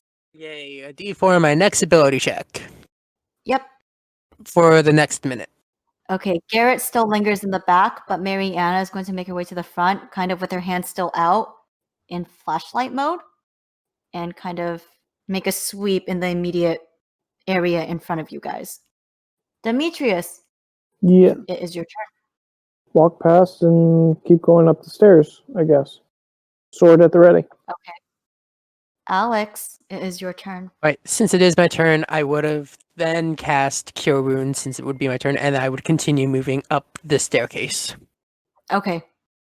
keeping up with Demetrius. So if I was there, 30 feet gets me. John Baptiste, it is your turn. All right, he's gonna move up next to Mariana and just kind of nod at her as he stands next to her. Okay. So as you do so, Alex, you notice kind of out of the corner of your eye, kind of floating in the air above you, the outline of something looking down at you. So since I can see it, right, I can. Yeah, you can see it now. Okay. John Baptiste. All right, then I would like to cast. Does it look like one of the things that we've been fighting? Yep. Okay, then I'm gonna thorn rip it. Is that a It's. Oh wait, reaction? Nope. Never mind. That my action was to heal myself. So yeah, no. Okay. You also didn't hold an action. So Cassandra, Yeah. it is your turn. Do Wait, I no, hear John a Baptiste. commotion? I'm sorry. It was your turn. Did you do anything? Did you want to do? No, I anything? moved up. But if that creature was visible to him, then he would have done. Yeah, something. yeah. If I could Yeah. have seen it, then I would have definitely say something. Yeah. So then it's still your turn, John Baptiste. Do you want to do anything? Yeah, I'm going to cast Dissonant Whisper at it. Okay. Can you please drop that? Okay, hold on. So a charisma save. And doesn't it have to use its action and reaction to run? If it Well, it fails, depends on right? if. Yeah. Charisma. Ooh, well, this creature definitely failed. So let me see. All right, so it takes the damage on a failed save and must immediately use its reaction, if available, to move as far as its speed away allows. Okay, well, it flies directly up to the ceiling, which is, well, its speed is only 20, so it goes 20 feet up. As soon as it leaves Alexandra's range, it would trigger an opportunity attack. So it's not within 5 feet of you. You saw it from the corner of your eye, kind of floating upwards. So, Oh, it wasn't. Okay, It so wasn't. It wasn't like in- floating like right in front of you. Sorry, got I it. did not make that clear. Because I said you noticed it kind of from the corner of your eye, but I guess you could notice something like 5 feet from you in the corner of your eye too. It would have been about 10 feet away, so then it moved 20 feet up, so it's now 30 feet away from Alex. This method flies towards you, John Baptiste, and makes it only as far as the ceiling above you before it is out of movement. So now you've got this little method staring down at you with its beady, vicious-looking eyes. James, on his turn, makes his way. Well, it's getting a little crowded, but he makes his way up, and he tries to cast Firebolt at it. A 12, which just barely hits. And this method takes 6 fire damage. All right, Demetrius, it is your turn. All right. Hey, Demetrius, Yeah. would you like to attempt a battle magic spell? Oh, I'm a little rusty on how that all works. Okay, so first you roll your hit die to determine your pool. Okay. You're not rusty because you had like one chance to use it. So All right. we're learning this together. So you roll to determine your point pool. So 6 means you max out at 4 because at second level you get your proficiency bonus of +2. So you have a max of 4 points. Okay. Would you like to use an offensive attack or would you like to create a defensive barrier for yourself? Oh, I definitely attack. Okay. So you pick your element. Well, first you roll for damage and then you use your spellcasting modifier to determine if you hit or miss. So roll your d20 and then add your spell attack bonus.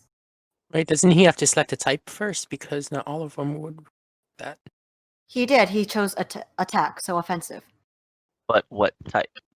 Yeah. What type of offensive? Definitely going for electricity. So you choose your element, right? Acid, cold, fire, lightning, necrotic, radiant, and then the form that the attack is going to take. So the confusion earlier with how the battle magic functioned was that it choose what form it was going to take. So a bolt is just a single target range spell attack, 60 feet, right? Just like fire bolt. So and Betty, someone copied and pasted it right into the campaign chat, so you can take a look at that. Yeah, that was David. David. Okay, David, yeah. and it's the upgraded version. Yeah, so sorry that was missing from one of the handouts, possibly. Yeah. But so you can choose a Sorry. bolt, single target, which uses your spell attack bonus. All right. Yep. A beam, so 5-foot line. Everything is as it says.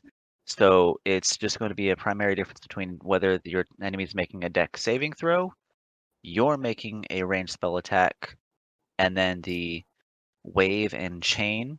When you do a wave, your one spell attack is going to go against all combatants' AC within the arc that you choose. Whereas a chain, when you hit the primary target, you'll automatically damage the chained targets. so you don't I have to roll promise against you enemies. guys, I'm working on making like a cheat sheet, and I think you guys will get a good laugh out of it. But like, we need to finish the battle magic stuff so I can send it out to you guys. Yeah, I think because we've made so many revisions, I think this just kind of slipped through. Well, there's but it also the was in thing one of our that sheets. sometimes David and I talk about something and I forget to make a note of it, such as hey, to roll to see if you hit, you use a d20 and you add your spell attack bonus. So I forgot about that. It's all right, because So that's my bad. we haven't really had many. Exactly. We Yeah. haven't really had the chance to use it, and I don't want you guys to like not use it because you guys are at a school where you're practicing this, so you probably should use it. All right. Well, So, this is practice. So lightning you're bolt. gonna use lightning. Yep. And what type of attack? Single target? Single target.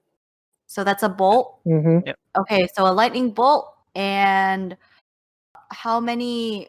So at base damage, you don't use extra BMP, but how many BMPs do you want to use for attack? You have up to 4. I'll just use one. You'll just use 1. So that's going to be a 1d4 if you hit. Now roll to attack. So the d20 plus D20. plus your spell attack bonus as a paladin. Spell attack. Your spell attack bonus is 2. So a d20 plus 2. So 15. Okay, so and roll your 1d4. Oh, you hit, so roll your 1d4 for that. Damn. 1. Okay, so Demetrius steps forward, kind of smirks, points his finger up towards this mephit, and a tiny little crackle of lightning splits the sky, striking it, and it screeches because it has no idea where the fuck this lightning bolt came from. But very cool. That is actually very cool. So Logan, you have 3 more BMPs to use if you'd like to continue using battle magic. Okay. Yeah. And so the last part about that we forgot was you get to choose whether at the end of which which player's turn you want this to strike on. So if you wanted it to be at the end of your turn, you can absolutely do that. Okay. Or if you wanted it to be at the end of someone else's turn, like at the end of Alex's turn, it strikes the mephit or whatever. Okay. I'll just end my turn right now. Okay. So then Alex, it is your turn. Okay, I'm gonna try to be within 30 feet of it, Okay. and I'm going to then cast Thorn Whip. Okay. 14 to hit. It hits. It takes 6 piercing damage and moves 10 feet closer to us. Oh, to me. So. Okay, so it had moved across. It was 30 feet up, so it is now 20 feet away from you. Okay, and do I have a good bonus action thing I can do? No, so that's going to be my turn. Okay. John Baptiste, you are up. How close is it to his head now? It just got pulled down, I suppose. But is It it? got pulled down 10 feet, so it's 20 feet away from you guys. It's floating in the air 20 feet above you. All right. So if I move away from it, I will not take an opportunity attack. Nope. Okay, that's good. If you move anywhere, unless you can fly, you will not take an opportunity attack of opportunity. He's gonna move up the. He's gonna move up the stairs so that he's kind of at the same level of it. Well, that I don't know, but yeah, he's gonna toll the dead it. Okay. Charisma. Wow, this creature has no charisma. So it screeches as the sound of bells rings through the air, and it explodes into a burst of sticky mud that just kind of falls down onto the stairs. And that is your encounter with this creature. Sorry about the mess. Wait, was I right. skipped? I think I was I skipped. don't know what just happened. Something happened with my turn order. That's okay, it's dead. Yeah, that. As long as Well- I didn't fall off your turn order. Well, you guys are still in initiative. Yeah, as long as I'm still on it, it's fine that I was skipped. Yeah. If I'm not on it anymore, that'd be sad. Well, it was John Baptiste's turn, so now it's. Wait, did we skip you? Yeah, that's what I meant. Oh, sorry. Okay, so you can take your turn if you'd like, and then we'll go. I'll just move. Okay. Okay, so rearrange your turn order for the 4th floor, please. We can't see the turn order. I mean, not turn order. Your order. Who's in the front of the group? I can be up the front again if you guys want me to. Yeah, it's not Yes, a please. piece, that's for sure. Okay. Yeah, some of you strong buff men with weapons, please. Okay. Strong buff man with weapon. Okay. So Demetrius is first. Who's next? I will be third. I feel Okay, like John Cassandra's third. Baptiste just got challenged by Cassandra, so he's going to step up and follow along in second. Okay. I'll go behind Cassandra then. Okay. Logan is actually going to move up behind Demetrius, and Mariana and Garrett will bring up the rear. All right. So you guys slowly make your way up Okay. to the 4th floor. Demetrius starts listening. Slowly goes up, but is listening. Yeah, do I pick up anything with my natural perception as we do? You don't see anything. Do I hear anything though with a 20? You don't really hear anything. Works for me. Works for me too. Slowly make my way up. Anybody gonna follow me? Okay. Yeah. Yeah. We'll stay in our order. I was starting to get worried. Are you guys listening? As you walk into the darkness, John Baptiste laughs quietly. Okay. Well, hold on, you guys, because we're still in a turn order. So give me a second. Before Well, you guys- we're basically just like delaying so that we can stay in this pattern as we continue going up. So James needs to as be you guys up slowly here. make your way up the stairs, I need everybody to. Do the hustle. So who was at the front again? I am Demetrius. How many hit points do you have? Enough to stay alive. How many hit points do you currently have? I have 13. John Baptiste, how many hit points do you currently have? 17. So as you guys make your way up the stairs, Demetrius, you feel very, very tired all of a sudden, and you collapse and you fall unconscious on the stairs. Ugh. John Baptiste, you also feel overcome with this tiredness, and you stumble, but you manage to prop yourself up against the wall. You feel okay. Nice. Alex, Yes, I have 17 hit points. that's fine. As you walk up the stairs, you see this creature slowly, silently glide down in front of you with a menacing little look on its beady little eyed face. Damn, it must have rolled a really good stealth check. It's a Dementor. How far away from me is it? It glides down until it's about 5 feet away from you. Oh, good to Yep. know. So, like, almost right in front of you. So, because of where John Baptiste is, James, it's very hard playing multiple people. James Welcome to being a DM. tries to hit it with a firebolt, misses, and his firebolt hits the ceiling. Betty. Mariana tries to hit it with an Eldritch Blast. Damn, where was she all day? Ooh. I did not actually roll. Oh, she a warlock? I didn't know she was part warlock.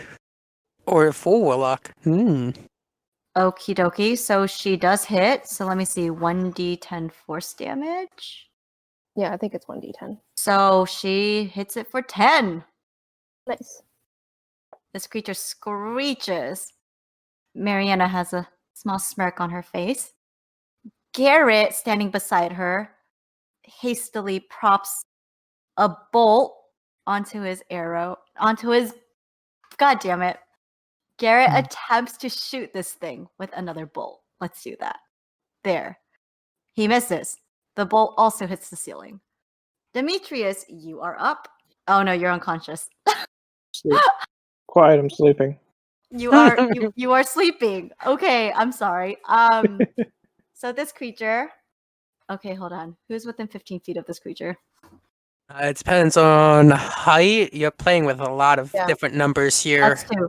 Okay, so Don't Alex hit and me. Cassandra, roll me a DC 10 dexterity saving throw or be blinded for a minute. Will do. Haha. 9. 15. Alex, did you still have something from Logan? That's only for ability checks, not for saving throws. Okay, then Alex, you are blinded for the next minute. Cassandra, you save. Cool. Do I need Yay. to see it for me to be able to use this thing correctly? Do you need to can see what? See. Damn it. Never mind. Okay, You see a lot of things. so I Alex, know. it is now your turn. You may repeat the saving throw at the end of your turn. If you'd like to try something, it'll be at disadvantage. Unless it doesn't require you to see it. Well, here's the thing. I was going to use Ward of Radiance, but I'm not going to do that now because I need to be able to see the creature within 5 feet of me. Okay. So instead, I'm going to attempt to thwack it with my quarterstaff at disadvantage. Okay. Does an 8 hit? No, an 8 wildly misses. Okay, cool. And yeah, I have nothing. So that's going to end my turn, and I'm going to then repeat this deck save? Yep, 10 or more. Nope, I am blind. Okay, Cassandra, you are up. Yay. Okay. What does this thing look like? It is kind of sandy looking, dusty looking. It's hard to really make out because it looks like its form is covered in something like dirt. I mean, dust, something like dust.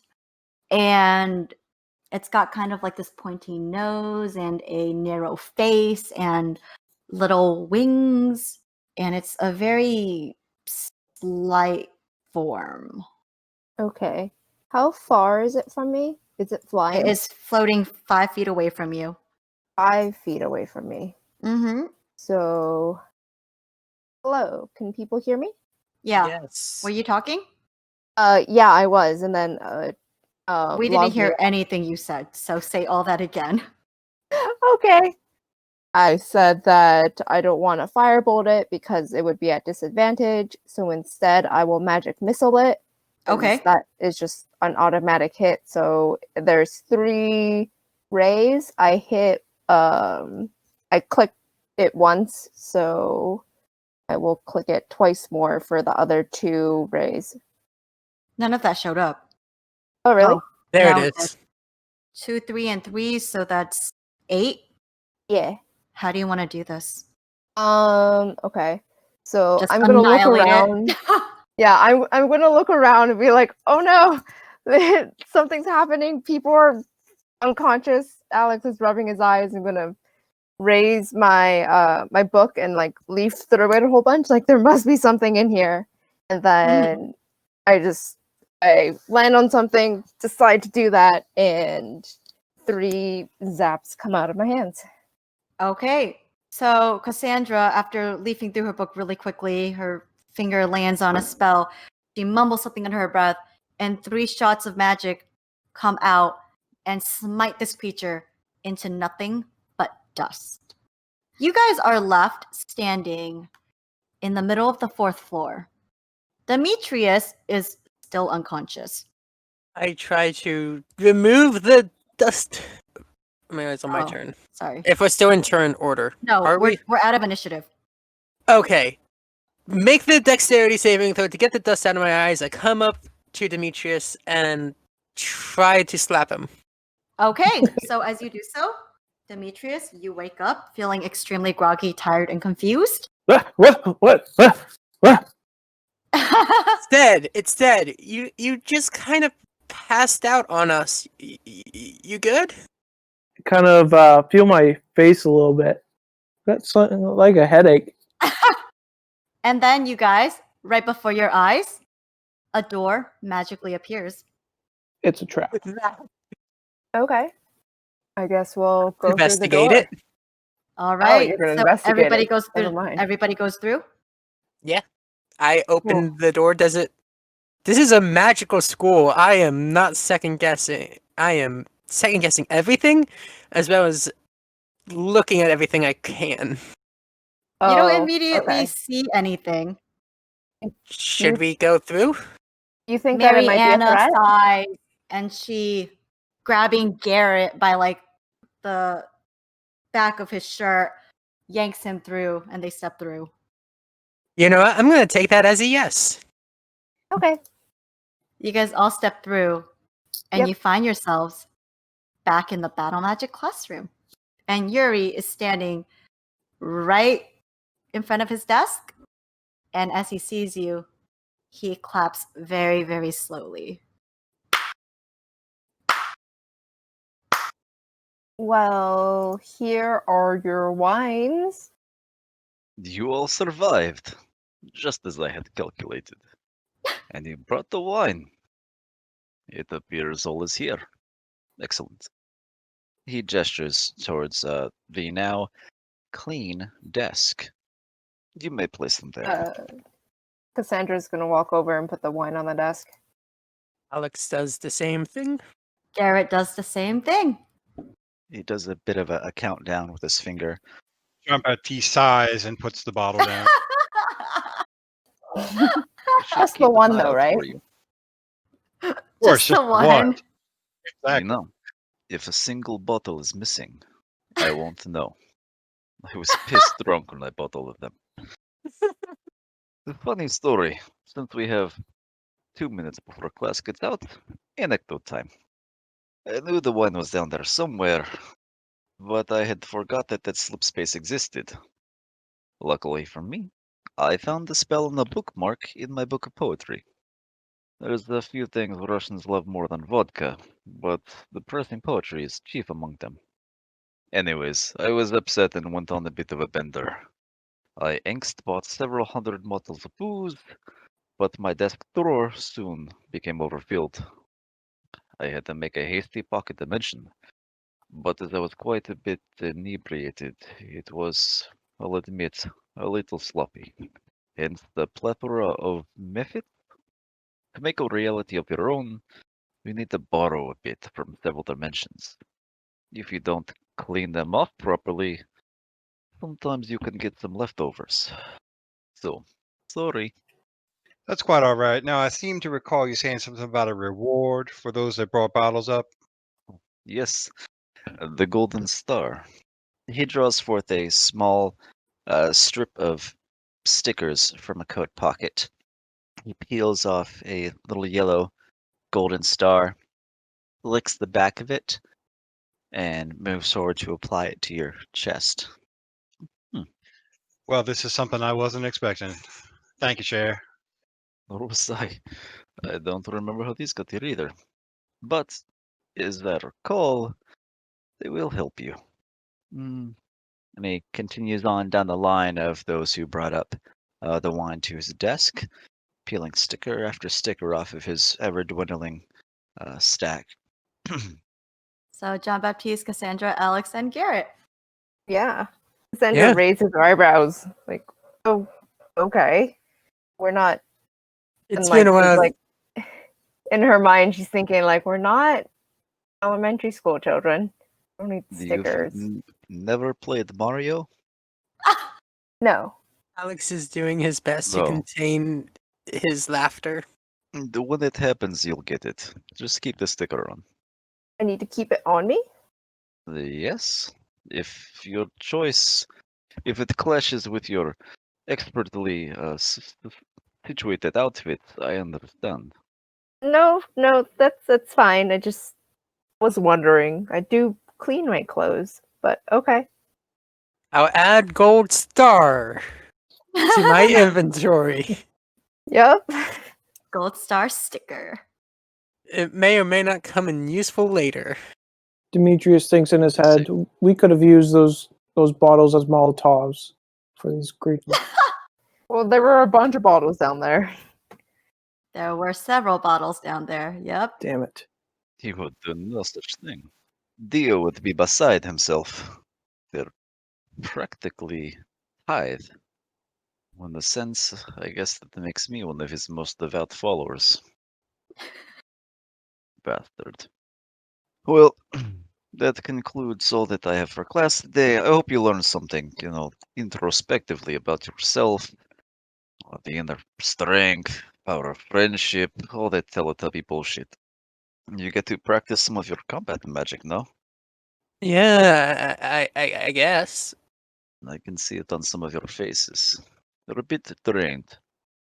But as you get stronger, he huffs up a little bit, you'll be able to do more of the same, far more often, and to a greater extent. You'll learn to shore up all those little weaknesses and flaws that you have.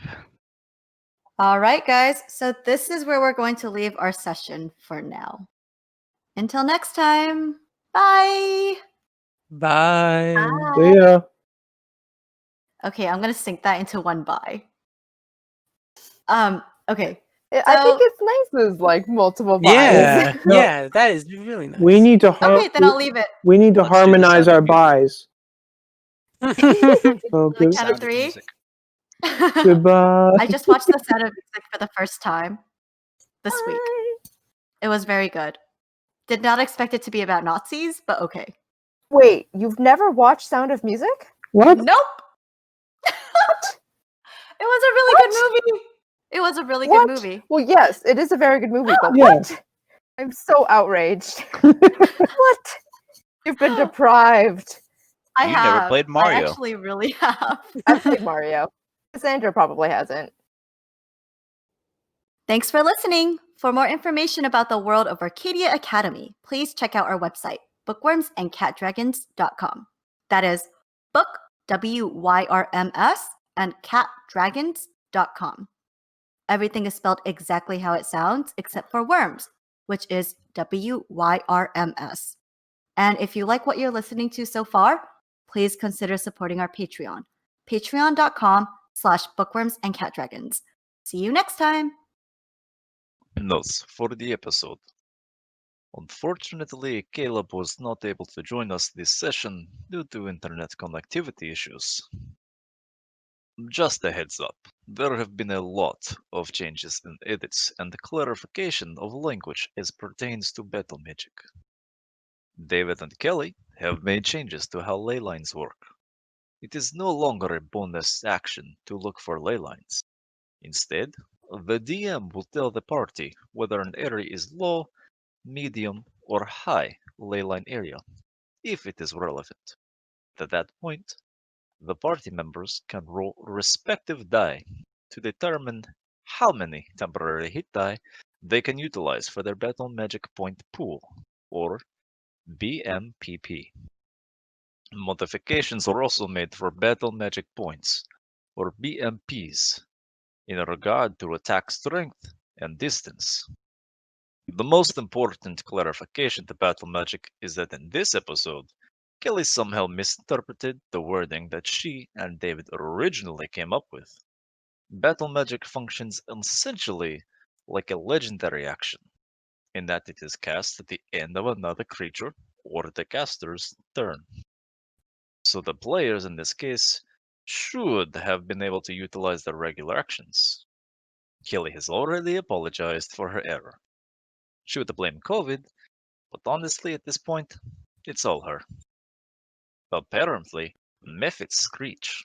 A lot. Is either for their primary form of communication, or Kelly did not realize how many times she would use that verb during this episode. Fun fact, Kelly took AP Lit in high school. Side note, Cassandra would not have been able to use her travel abilities during the Mephits encounter. At this point, the party members have not learned to read words and runes, for if they had, and had conducted investigation checks, they would have identified anti-traveler words. So yeah, lots of notes for this episode. Blame Kelly.